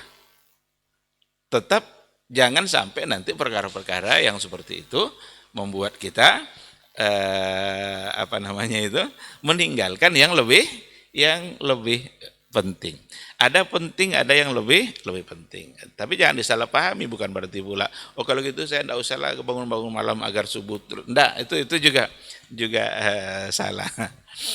Ada orang kadang sibuk menghias-hias masjid untuk satu acara tertentu. Pas giliran sholat dia pulang mandi dulu. Karena dia sudah berkeringat menghias-hias masjid tadi. Penitiannya kena acara nanti akan diadakan setelah maghrib, tapi pas maghribnya karena dia keringatan pulang dulu akhirnya dia tidak mengerjakan salat maghribnya di masjid. Ini juga bagian dari gulu dalam beribadah. Biarlah tidak dikasih bunga-bunga itu masjid itu, tapi mereka ramai dalam menghadiri sholat. Nah ini yang saya maksud dengan pada poin yang pertama, gulu dalam sikap tindakan yang salah satunya bisa pada ibadah. Pada bagian yang kedua ada gulu dari segi pemikiran. Saya ingin menyampaikan apa yang pernah saya baca dari ungkapan Imam Al-Khattabi. Dia mendefinisikan al-gulu itu al-mutanatti'. Dia bilang begini, al-mutanatti' itu dalam pemikiran al-mutakallif lil bahsi anhu ala madhahibi ahli al-kalam ad-dakhili fi ma la ya'nihi wal khaidina fi ma la tablughuhu uquluhum. Itu ungkapan dari Imam Al-Khattabi. Ini mohon maaf nih kalau saya marah ini dengan ungkapan ini. Al-mutanatti' berarti al-mutakallif lil bahsi. Tapi cuma dia bilang ala madhahibi ahli al-kalam ad-dakhili fi ma la ya'nihim, yang mencoba untuk masuk kepada sesuatu yang la ya'nihim, tidak bermanfaat bagi mereka. Al-khaidina fi ma la tablughuhu uquluhum, dan menyelam ke dalam sesuatu yang tidak akan bisa sampai oleh akal mereka. La tablughu uquluhum. Berarti beliau sih dalam hal ini sebenarnya ingin menyimpulkan bahwa salah satu dari bentuk mutanatti' itu, gulu itu adalah dari segi pemikiran bisa dimaknai ketika kita membicarakan perkara-perkara ghaibiyat, perkara-perkara ilahiyat, lalu kita timbang melalui semata-mata penilaian akal kita. Ini bagian dari sikap gulu, menyelam kepada sesuatu yang tidak mungkin akal kita sampai kepada kesimpulan. Buat apa kita sibuk memperdebatkan, mendiskusikan hal-hal yang memang oleh akal kita sendiri tidak akan pernah sampai.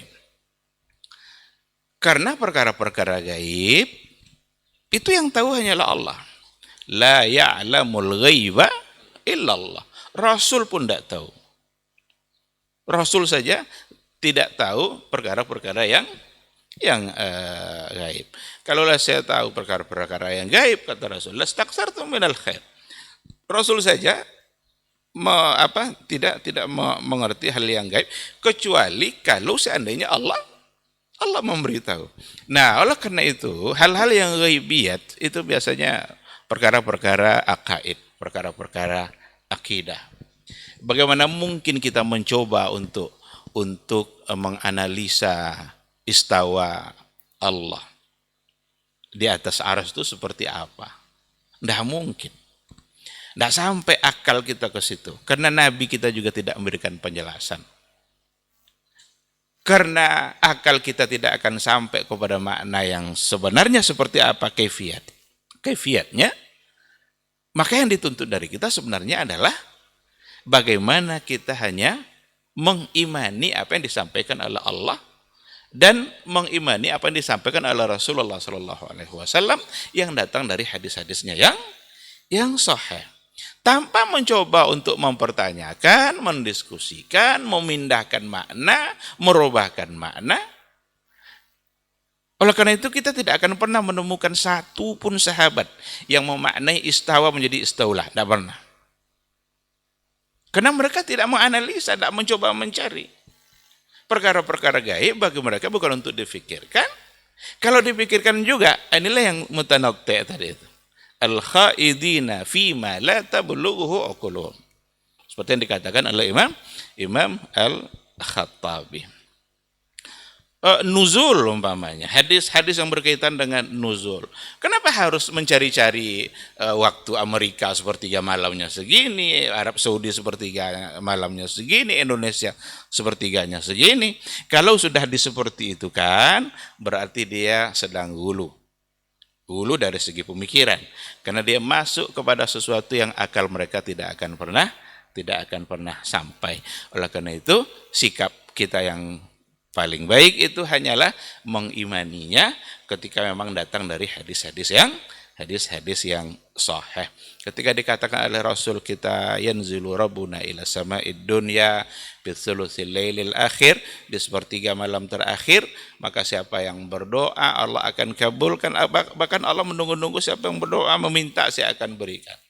Siapa yang minta makan saya kasih makan, saya minta pakaian saya kasih pakaian.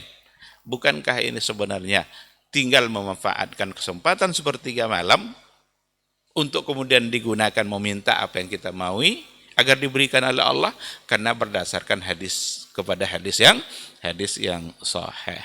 Tapi kalau kita sibuk memikirkan sepertiga Amerika, sepertiga malam Kolombia, sepertiga malam Afrika, hulu dari segi pemikiran, dan dia tak akan sampai kepada kesimpulan yang sebenarnya, karena Nabi kita memang tidak melakukan hal yang sama.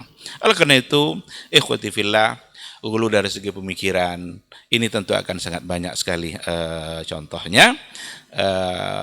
Kita cukupkan dengan apa yang sudah kita sampaikan. Intinya adalah ketika akal kita tidak mampu untuk melakukan sesuatu seperti memikirkan yang gaib, maka tidak usah memaksa akal untuk sampai ke situ, tetapi cukup tundukkan akal kita kepada apa yang telah disampaikan oleh Allah dan oleh Rasulnya. Terima itu, imani itu, tanpa mencoba untuk menganalisa dan meragukan. Meragukan jangan-jangan berujung kepada penolakan, dan penolakan secara sadar jangan-jangan berujung pula kepada kekufuran. Ikhwati fillah, mungkin ini yang saya sampaikan pada kesempatan kali ini dengan tema kita antara guru dan gulu. Jadi sangat tidak pantas untuk melakukan perbuatan gulu baik dari segi sikap dan tindakan ataupun gulu dalam pemikiran. Terima kasih, mudah-mudahan dipahami insyaallah. Subhanakallahumma bihamdika asyhadu an la ilaha illa anta astaghfiruka wa atubu ilaik. Wassalamualaikum warahmatullahi wabarakatuh. Waalaikumsalam warahmatullahi wabarakatuh. Jazakallahu khairan Ustaz untuk materi kita ataupun judul kita di kesempatan pagi hari ini, antara guru dan gulu. Berikutnya di sisa waktu kita akan mencoba berdiskusi dengan beberapa pertanyaan yang sudah masuk. Kita akan bacakan yang pertama, Ustaz. Assalamualaikum Ustaz. Ada Ustaz yang mengatakan bahwa kalangan sufi itu hulu dari sisi akhlak dan adab. Berlebih-lebihan maksudnya Ustaz. Karena mereka lebih mementingkan akhlak yang baik kepada para sesama dan juga kepada khalayak lain untuk menarik orang-orang lain dalam beribadah atau beragama. Tapi tidak demikian dalam akidah. apakah boleh kita duduk di majelis, bergaul, dan juga mengambil pemikiran dari orang-orang tersebut? Dan yang kedua Ustadz, apakah termasuk hulu dalam memilih, ini tadi yang sudah disampaikan oleh Ustadz Hidayatullah, tempat sholat berjamaah di mana bacaan tajwid dan makhrajnya bagus walaupun jaraknya jauh dari rumah, dan meninggalkan tempat berjamaah yang dekat karena bacaan hurufnya sama saja dalam Al-Fatihah antara zal dan za dan ha juga dengan ha. Jazakallahu khairan Ustaz. Nah,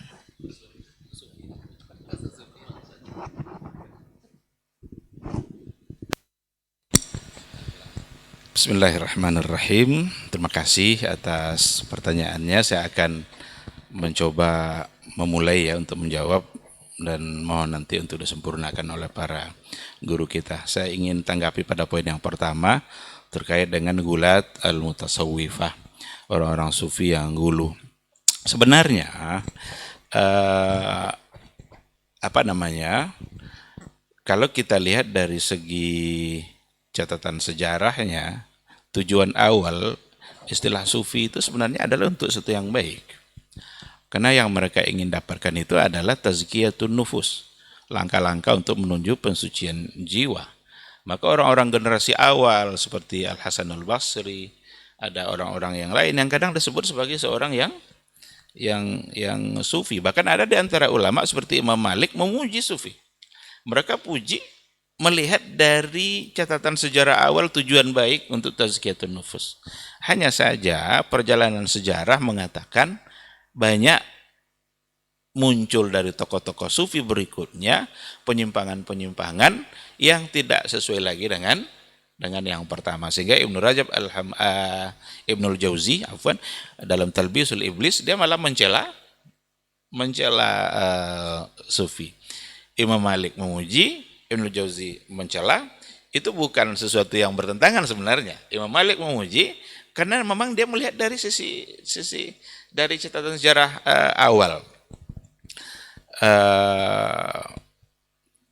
Tetapi tidak bisa dipungkiri yang terjadi berikutnya itu penyimpangan demi penyimpangan. Hulul, ittihad, seperti yang diyakini oleh Al-Hallaj, umpamanya anal haq. Dialah, sayalah Allah nih. Ini dalam jubah saya ini Allah nih. Apa bisa diterima yang seperti itu? Oleh karena itu, ketika kita katakan ulatul mutasawwifah, sufi yang gulu, maka yang yang pecinta sufi kalau dia tidak gulu ya tidak usah. Dia santai-santai saja. Kita bilang ulatul mutasawwifah, orang-orang sufi yang bersifat gulu, dan memang banyak gitu. Memang banyak. Sampai sekarang jangan-jangan lebih banyak yang gulunya daripada yang tidak. Karena sudah kagum dengan tokoh-tokoh yang ada gitu. Nah, oleh karena itu kembalikan kepada fakta yang ada. Memang banyak hal-hal yang bersifat gulu yang terjadi dari orang-orang sufi yang tidak pantas untuk diikuti. Gulu kepada para aulia, para wali, orang-orang yang dianggap sebagai wali yang menjadi tahap apalah istilah itu, khalifah atau apa macam-macam, saya tidak terlalu paham juga.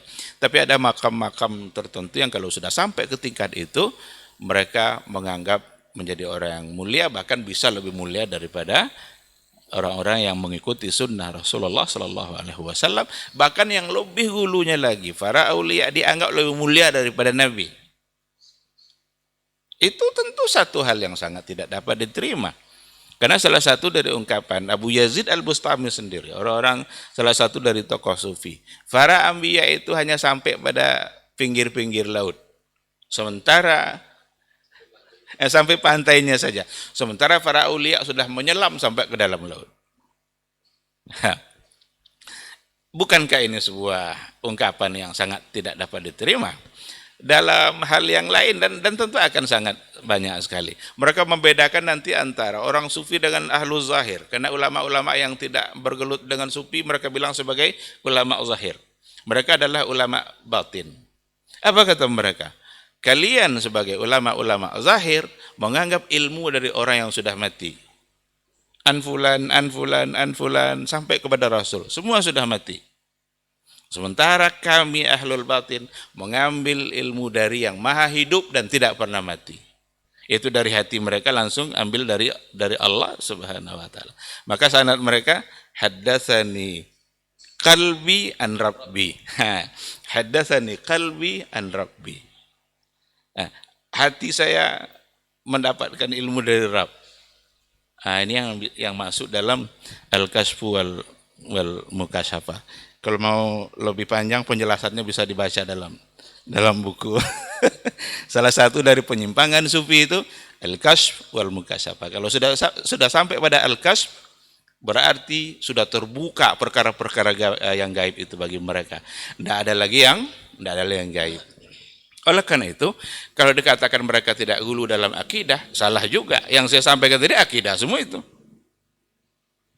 Justru mereka hulunya dalam persoalan akidah. Bagaimana interaksi mereka dengan Allah Subhanahu wa taala. Sekira itu mungkin itu yang pertama. Nah. Soal ditambah. Sudah ada tambahan yang lain? Nah, Fadal, Ustaz.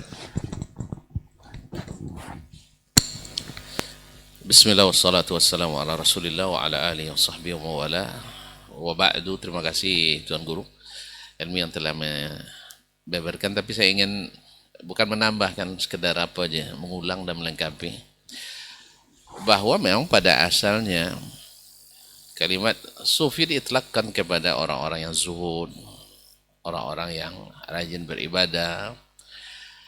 Namun seperti masalah yang berkaitan dengan aliran-aliran keagamaan juga. Ketika masuk di antara kalangan mereka al-falasifah. Falasifatu al-mutasawwifah. Dan ini yang dominan di kalangan al-mutaakhirin. Falasifatul mutasawwifah. Falasifah, kalau kita ketahui, rusaknya keyakinan dengan filsafat yang diambil, diadopsi dari filsafat manapun, tapi pada umumnya awalnya dari filsafat Yunani, lalu diislamisasi menjadi filsafat Islam. Kemudian di sana lagi menjadi, mungkin dari situ kaedah-kaedah ilmu kalam diambil. Nah, ketika rusak di keyakinan, berusak pula di amalan. Makanya kalau antum lihat yang paling rusak, yang paling hulu dalam masalah tasawuf, mesti latar belakangnya filsafat. Orang Syiah kenapa sampai pada derajat seperti ini? Karena kebanyakan mereka adalah Mu'tazilah pada umumnya, cara berpikirnya. Falasifah. Seperti nama yang disebutkan Jalaluddin Ar-Rumi, Al-Hallaj, Ibn Arabi. Rata-rata mereka adalah falasifah. Jadi mengumpulkan rusak pikiran, rusak perasaan. Akhirnya mereka, nasallallahu salamatal afiyah, dalam beragamanya lebih mengandalkan kepada kira-kira dan rasa-rasa. Akhirnya, apa yang terjadi? Seperti tadi, apapun bisikan dalam hati, ya akhirnya menjadi anggap sebagai wahyu ilahi. Hadatsani qalbi an rabbi. Ketika Abul Hasan Asy-Syadzili misalnya ditanya tentang man syaikhuk, qala amma qadiman fa Abul Abbas Asy-Syisi dari Maghrib, wa amal an faqad suqitu min asyrati abhur. Saya hari ini diberikan ilmu dari 10 laut. Betul kata Abu Yazid Al-Bustami tadi, jadi menyelami ke samudranya. Nabi hanya sampai di pantainya. Ammal fa khamsatun fis sama wa khamsatun fil ardh. 5 laut di atas, 5 laut di bawah. Artinya 5 laut di langit, 5 laut di bumi. Itulah ilmunya, samudra. Tentu kala Nabi dibuatnya. Nabi tidak sampai kepada ilmu kasyaf. Kalau saya mengistilahkan sampai ke ulu kasok. Nah, naik ke ulu kasok. Ilmu kasyaf sehingga mengklaim tahu mana yang gaib. Bahkan dia mengatakan seperti tadi, dia mengatakan andainya laulal haya'u min jaddi Rasulillah SAW, karena dia mengklaim keturunan Nabi SAW, tapi ahli nasab, termasuk murid setianya sendiri pun mengatakan tidak sabit dari nasab Rasulullah sallallahu alaihi wasallam. Ala kulli hal, kita tidak mau ta'nun fil ansab, walaupun sabit. Abu Lahab juga lebih sabit nasabnya tapi tidak berguna. Ala kulli hal, yang penting bagi kita sekarang, dia kalau bukan karena malu pada jaddi Rasulullah sallallahu alaihi wasallam. Ini masalahnya buat nyebut nama Nabi juga. Ada adab malu kepada Nabi. Di sini kenanya kadang orang tertipu dengan yang seperti ini. La akhbartukum bima sayakun ila yaumil qiyamah. Saya akan beritahukan kepada apa yang akan terjadi sampai hari kiamat. Nabi tidak tahu ketika ada seorang jariyah bernyanyi di depan Nabi alaihi salatu wassalam, anak perempuan kecil bernyanyi di depan Nabi sallallahu alaihi wasallam, wa indana nabiyyun ya'lamu ma fi ghadin. Bersama kami ada Nabi yang tahu apa yang akan terjadi besok. Nabi berhentikan, jangan. La ya'lamul ghaiba illallah. Yang tahu gaib itu hanya Allah Subhanahu wa taala. Kalau dia tidak tahu, berarti ilmunya melebihi ilmu Nabi alaihi salatu wassalam. Fa na'udzubillah, tsumma na'udzubillah. Ada pun adab. Ma'asyiral kiram yang dirahmati Allah. Kalau masalah adab, sebenarnya adab guru, murid ke gurunya, ini semuanya Ahlus Sunnah lebih beradab sebenarnya. Ahlus Sunnah lebih beradab. Bukan hanya pada guru, juga pada orang lain. Kalau al-mutasawwifah, bila mereka disinggung, itu demo dia.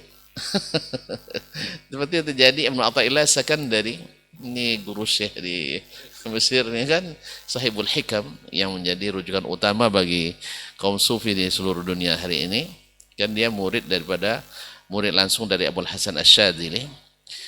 Dia itu ketika Syekhul Islam Ibnu Taimiyah rahimahullah telah menjelaskan kekeliruan syekhnya Abul Hasan Asy-Syadzili dalam raddu ala Hizbul Bahr wa Hizbul Bar dan sebagainya, dia demo, hasud orang, kumpulkan para pengikutnya lebih dari 500 orang dan bersama orang-orang awam yang ada di Iskandaria waktu itu untuk mengadukan Syekhul Islam Taimiyah kepada penguasa pada waktu itu. Wallahu musta'an. Apakah ini adab? Sebenarnya saya kira tidak adab ini. So, adab itu adalah ilmu dilawan ilmu, hujjah dengan hujjah, bukan dengan menghasut dan memprovokasi. Nah, barangkali adab seperti ini apakah masih diwarisi atau tidak sampai hari ini? Barangkali kita bisa melihat dengan mata yang jeli. Ya, siapa yang suka melakukan menghasut, memfitnah dan menebar segala semacamnya. Kalau nunduk-nunduk itu bukan adab. Nabi melarang kita untuk merangkak, nunduk-nunduk, ruku dan sujud pada syekh. Mencium tangan itu berlebihan juga, sampai infeksi pula tangan syekh dibuatnya. Sebagaimana juga ada sebagian kawan dulu mencium kepala syekh atau memeluk syekh, seperti yang ceritakan oleh Syekh Utsman Al-Khamis hafizahullah taala ketika beliau masih berguru sama Syekh Muhammad bin Shalih Al-Utsaimin. Ada seorang murid yang baru pertama kali menjumpai Syekh Utsaimin. Sengaja dia duduk paling depan. Badannya tinggi besar kekar. Ketika selesai dars, antri orang bersalaman dengan Syekh kan, bersalaman. Pas dia saking gembiranya, dia peluknya Syekh erat-erat. Syekh menolak tapi tidak bisa. Sesak napas. Sampai sesak napasnya. Syekh kan kecil badannya. Lalu selesai itu saya bertanya, "Ya Syekh, ana as'aluka su'alan." Heran dia, terkejut dia kan, "Syekh, anta tas'aluni?" "Na'am, as'aluka su'alan." Wa ajib. Qala hal nusikhatil musafahah. Apakah hukum jabat tangan sudah dinasakh atau belum, katanya. Antum nak memuliakan syekh, bergembira bertemu syekh, tapi justru menyusahkan syekh. Sama dengan orang mencium tangan sampai bolak-balik cium tangan, dipilin-pilin tangan syekh. Sedangkan syekh sedang mungkin terkilir tangannya. Jadi ini bukan masuk adab yang dianjurkan, berlebihan kaum muslimin dan muslimat dirahmati Allah SWT. Nah, ini dibiarkan. Ini adab. Sama juga dulu kita di pesantren-pesantren kita dulu, sekarang mungkin banyak juga. Iya, santriwati mencium tangan syekhnya. Dan tidak lama setelah itu syekh melamar santriwatinya. Di mana datang mahramnya kaum muslimin dan muslimat dirahmati Allah? Ini juga bukan masuk adab yang syar'i. Jadi adab yang dianggap sebagai adab, wallahu musta'an. Barangkali mohon maaf terlalu panjang. Nah, jazakallah khair Ustaz. Berikut pertanyaan yang kedua Ustaz. Naam. Fadhal Ustaz. Bismillahirrahmanirrahim. Nah, terkait dengan pertanyaan di masjid manakah yang lebih utama untuk kita salat ya? Apakah kita mencari masjid yang lebih jauh di rumah kita dan kita salat di sana, sementara ada masjid yang lebih dekat di dekat rumah kita. Nah, seperti yang saya sampaikan tadi di awal bahwa pada hukum asalnya masjid yang utama itu adalah 3 masjid yang disebutkan oleh Nabi kita sallallahu alaihi wasallam ya, yang memiliki keutamaan ya, seperti Masjid Nabawi, kemudian Masjidil Haram, kemudian Masjidil Aqsa. Nah, terkait dengan pertanyaan tadi, apakah kita salat di masjid yang lebih jauh dari rumah kita, yang mana bacaannya lebih bagus, atau dekat masjid yang dekat dengan rumah kita? Allah Ta'ala alam, namun para ulama di dalam bab ini mereka punya beberapa pandangan ya.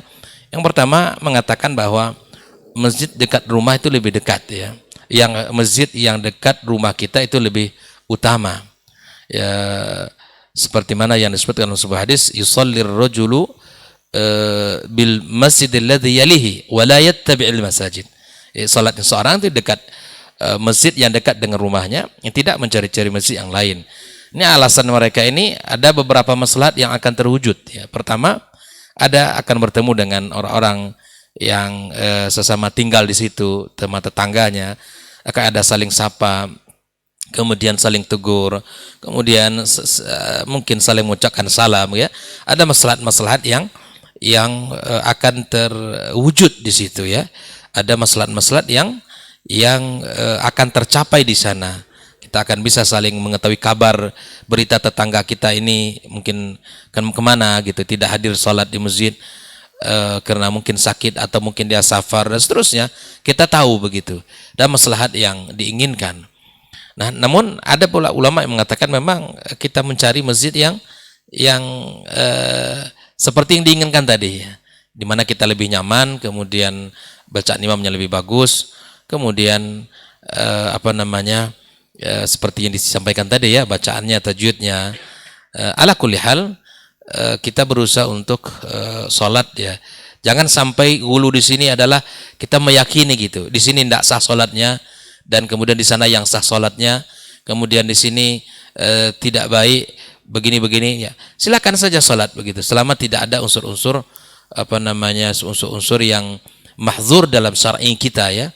Ya, maka insya Allah kita tidak akan jatuh kepada bab-bab yang disebutkan tadi ya, tentang jatuhnya kepada ghulu. Ala kulli hal, yakini dalam hati bahwa masjid yang utama untuk kita pilih salat, yang kita boleh ya, la tasuddur rihal ya, bahasa Nabi seperti itu, tidak boleh kita bersusah payah menghabiskan uang dan tenaga untuk pergi kecuali kepada 3 masjid ya. Kita boleh nabung, kita boleh mencicil ya untuk bisa berangkat, untuk bisa salat di Masjid Nabawi, salat Masjidil Haram, dan bisa datang ke Masjid Aqsa gitu. Namun selain masjid yang 3 ini, maka kedudukannya sama ya, di sisi keutamaan ya, ibadah di situ sama ya, sama. Namun barangkali ada hal yang bisa menyenangkan kita untuk karena bacaan imamnya lebih panjang ya, kemudian bacaannya penuh dengan penghayatan yang bisa kita lakukan karena bacaannya dengan tajwid yang benar gitu ya. Dan tentu ini pertimbangan yang juga boleh kita pertimbangkan, namun tidak membuat kita untuk di sana harus sholat gitu ya. Kemudian kalau tidak di sana sholat, rasanya bab seperti ini khawatir kita jatuh kepada ghulu, dan silakan kita sholat dimanapun kita safar, turun di manapun kita ada masjid, kita sholat begitu, selama tidak ada di masjid tersebut hal-hal yang mahdzur secara syar'i. Wallahu taala alam. Baik, ada tambah Ustaz? Naam. Fadal. Dr. Hidayatullah telah menjelaskan ada beberapa hal yang mungkin menjadi alasan kenapa misalnya sebagian memilih sholat di masjid yang lebih jauh dari masjid yang terdekat. Di antaranya ada yang syar'i, ada yang tidak. Yang tidak syar'i sudah dijelaskan oleh Syekh tadi, ya karena ya sesuatu yang menganggap ada nilai di luar hal syar'i, misalnya perasaan saja. Tapi ada hal yang kadang-kadang sangat syar'i, misalnya di masjid dekat imamnya baca tidak tepat. Artinya tidak berlaku ya ummun nas aqra'uhum li kitabillah. Tapi yang berlaku adalah aqrabuhum ila musyrifil masjid. Jadi yang jadi imam itu bukan yang paling qari, tetapi yang pandai menyesuaikan diri dengan kehendak pengurus. Jadi tentu kalau sudah di Al-Fatihah saja kena, pasti kita tidak akan, apalagi kalau ini sudah belajar pula tahsin pula. Iya, bukan masalahnya bukan masalah sifat huruf, tapi makhrajnya yang kadang kena dan bisa merubah makna. Saya pernah sholat di sebagian, saya tidak tahu kadang, aku karena basa-basi suruh pula dia yang maju. Tapi subhanallah, nyesal kita nyuruh dia maju. Sebab apa? Ketika ceramahnya Masya Allah berapi-api, tapi ternyata dibacaannya kena. Misalnya, inna rabbahum bihim yawma idzil la khabir. Kalau la khabir, ini jadi ustadz andalan di situ, bukan ustadz biasa. Artinya ustadz, kalau ibaratnya ada 5 ustadz yang ngisi atau 6, dia yang utama, kalau yang lain ganti-ganti jadwal, dia tidak ganti. Wa innahu ala dzalika la syahid. Jadi lam taukid menjadi la nafi. Dan ini auzubillah, belum lagi Al-Fatihahnya. Nah, apalagi macam yang tadi, seperti tadi yang disebutkan dalam pertanyaan, tidak beda antara sin dengan shin dengan sad. Nah, mungkin qiraatnya banyak di situ, Allah musta'an. Tambah lagi kalau masalah dengung, masalah gunnah, itu masalah biasa. Itu yang pertama dari sisi bacaan. Ketika diminta untuk memperbaiki bacaan, ternyata tidak mau karena sudah merasa selalu suruh jadi imam. Maka saya ingin cerita dulu sebelum berangkat ke Madinah. Alhamdulillah kalau di pondok sering jadi imam Ustaz ya. Ustaz Elmi ini jadi saksinya, sering jadi imam. Termasuk mimpin doa kenduri. Nah, termasuk zikir bersama. Habis itu ke Libya, karena bacaan dianggap, walaupun suara tidak bagus, tapi bacaan dianggap bagus, kering juga jadi imam. Bahkan sampai ke Madinah pun sering juga di imam Masjidil Haram, Masjid Nabawi. Cuman jemaah terlambat. Jemaah terlambat. Nah, kalau orang-orang yang hanya mengandalkan bacaan dari sisi irama, mungkin dia bilang, ada orang Mesir bilang, Masya Allah ini ada Rasul Quran katanya. Ada orang Pakistan juga seperti itu. Kan orang-orang awamnya kan. Nah, tapi selepas ditengok, belajar dengan Syekh, guru kami, Syekh Ubaidullah Al-Afghani, Muqri, yang muridnya ada di mana-mana, baru tahu saya rupanya, menurut saya dan sebagian orang mungkin menganggap sudah bagus. Saya ingat saya baru diluluskan Fatihah saya sampai 7 majelis. 7 majelis. Padahal sudah ada juara RT dulu, musabaqah tilawatul Quran. untuk tilawahnya ya. Untuk tilawahnya sampai kelas juara RT cuma. Kaum muslimin dan muslimat. Ini bagaimana dengan mereka yang sama sekali tidak mondok? Ayah belajar mungkin Allah alam.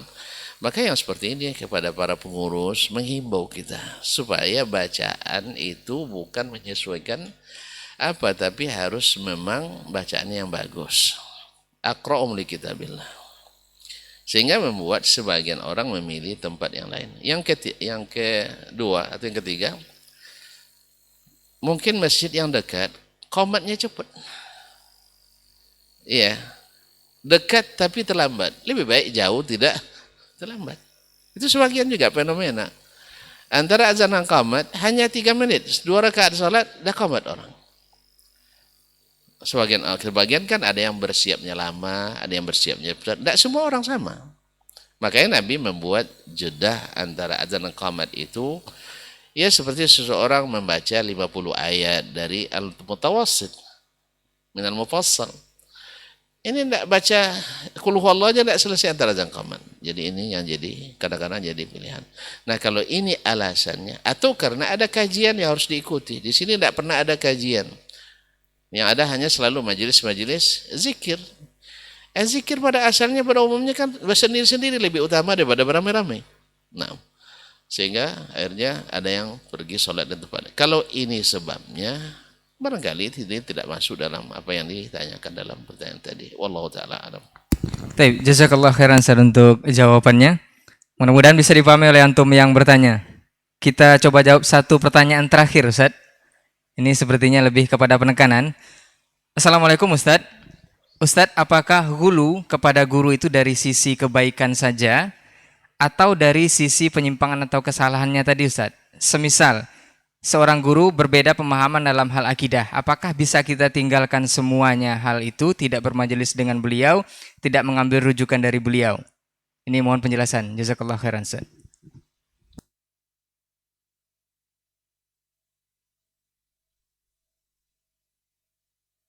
Baik, barakallahu fikum. Kalau seandainya setiap ada guru yang salah, langsung kita tinggalkan. Tidak ada guru yang akan kita tetap lama dengannya. Tadi di awal sudah kita katakan, saya nukil perkataan ulama tadi, bahwa min kamalil kummal minal ulama an takuna lahum zallah atau zillah. Bahwa di antara ulama itu mesti ada zallahnya. Tetapi kita lihat Imam Asy-Syafi'i berguru pada Imam Malik. Dalam masalah khiyar majlis mereka tidak sepakat. Tapi apakah karena salah di situ atau menurut Imam Syafi'i kan salah itu? Lalu dia tinggalkan? Ya enggak. Imam Ahmad berguru pada Imam Asy-Syafi'i. Menurut Imam Ahmad rahimahullah ta'ala, qunut subuh laisa minas sunnah. Ini mungkin perlu dicatat. Sampai hari ini belum ditemukan kalimat bid'ah dari Imam Ahmad. Yang ada laisa minas sunnah. Laisa minas sunnah. Tapi kan hasil sama kan. Tapi itu bab bagaimana beliau beradab dengan gurunya. Beliau tidak tinggalkan. Oh itu kan masalah amaliyah, ijtihadiyah Ustaz. Masalah akidah. Abdullah bin Umar radhiyallahu anhu punya kesalahan dalam masalah akidah di awalnya. Dia berkeyakinan Allah, Nabi melihat Allah dalam ketika Mi'raj. Ini kan fatal. Lalu diperbaiki oleh Aisyah radhiyallahu anha. Apakah setelah itu Aisyah bilang jangan ambil dari Ibnu Umar ya? Ini bahaya kesalahannya ini. Syekh jelas ya? Makanya kaum muslimin dan muslimat dirahmati Allah SWT, setiap kita ada salahnya. Tetapi yang salah adalah tamadi alal khata. Ketika diluruskan, dia tidak menerima. Yang meluruskan ini tentu saja satu, paham yang tadi yang 6 langkah tadi. Bahwa dia harus paham dia salah. Tapi kalau dia belum paham dia salah, artinya dia masih menganggap dia benar. Disinilah perlunya kita untuk berlapang dada. Karena dia juga seorang alim. Tidak otomatis hadisnya sahih menurut kita. Lalu ditolak oleh syekh. Misalnya dia tidak punya hadis sahih. Tapi pemahaman jarak sahih tadi ada dasarnya. Makanya tidak semua salah ulama lalu kita tinggalkan dia. Ini yang keliru yang sering terjadi. Ya kita banyak juga sering di antara ustaz yang jadi korbannya. Salah ada ustaz viral Masya Allah ketika apa? Ketika dia menikah yang kedua, ditinggalkan wajah. Seolah-olah tidak boleh salah. Yang tidak boleh salah itu, mohon maaf ikhwan yang dirahmati Allah, tidak boleh salah itu hanya Allah dan Rasulnya SAW. Dan Rasul sendiri sebelum diluruskan Allah SWT pernah juga memutuskan keputusan yang diluruskan Allah SWT. Abasa wa tawalla an ja'al a'ma. Kemudian Nabi ditegur Allah, ya ayuhan Nabi, lima tuharrimu ma ahallallahu lak tabtaghi mardata azwajik. Dan seterusnya. Banyak Allah menegur Nabi alaihissalam dan diluruskan. Tapi kalau Nabi kan Allah yang luruskan, tidak kita. Nah, tapi kalau ulama, guru-guru kita yang luruskan, tapi tentu saja kalau bisa. Daripada saya murid yang meluruskan guru, lebih baik saya seolah-olah bertanya kepadanya. Lalu Allah bertanya kepadanya, tentu saja dengan bahasa yang sudah disebutkan dalam kutubul adab. Wallahu ta'ala alam. Jazakallah khairan Ustaz untuk jawabannya. Ada tambahan Ustaz? Nah? Taib Ustaz. Baik, bismillah, terima kasih.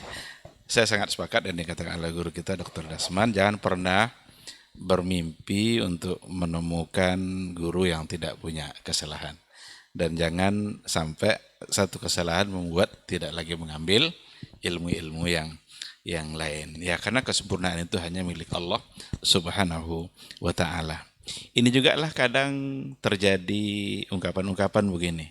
Ketika ada orang yang mencoba untuk mengoreksi akidah Asy'ariyah, lalu sebagian bilang begini, itu kan para ahli qiraat, para ahli hadis, kan banyak yang akidahnya Asy'ariyah. Kalau gitu jangan ambil qiraat dari dia. Ini salah tentu saja. Akidahnya tidak diambil dari dia, tapi qiraatnya kan memang dia yang bagian ahli di bidang itu gitu. Nah, oleh karena itu jangan sampai nanti membuat kelebihan seseorang pada ilmu-ilmu lain itu menjadi hilang, seolah-olah tidak pantas diambil ketika dia punya kesalahan dari sisi yang lain, meskipun dari sisi akidah. Itu mungkin sekedar tambahan saja. Terima kasih. Taib. Jazakallah khairan Ustaz untuk jawabannya. Mudah-mudahan bisa dipahami oleh antum yang bertanya mengenai pertanyaan terakhir kita. Mudah-mudahan dia tidak terjebak kepada hulu yang berlebihan kepada guru-guru dan para ulama, juga Nabi kita sallallahu alaihi wasallam. Afwan untuk semua salah kata rangkaian bicara. Jazakumullah khairan Ustaz untuk guru-guru kita yang sudah memberikan ilmu di pagi hari ini. Mudah-mudahan di kesempatan yang lain atau di pekan depan kita akan bersama dengan tema yang berbeda insyaallah. Kita tutup dengan doa kafaratul majlis. Subhanakallahumma wa bihamdika asyhadu an la ilaha illa anta astaghfiruka wa atubu ilaik. Wassalamualaikum warahmatullahi wabarakatuh.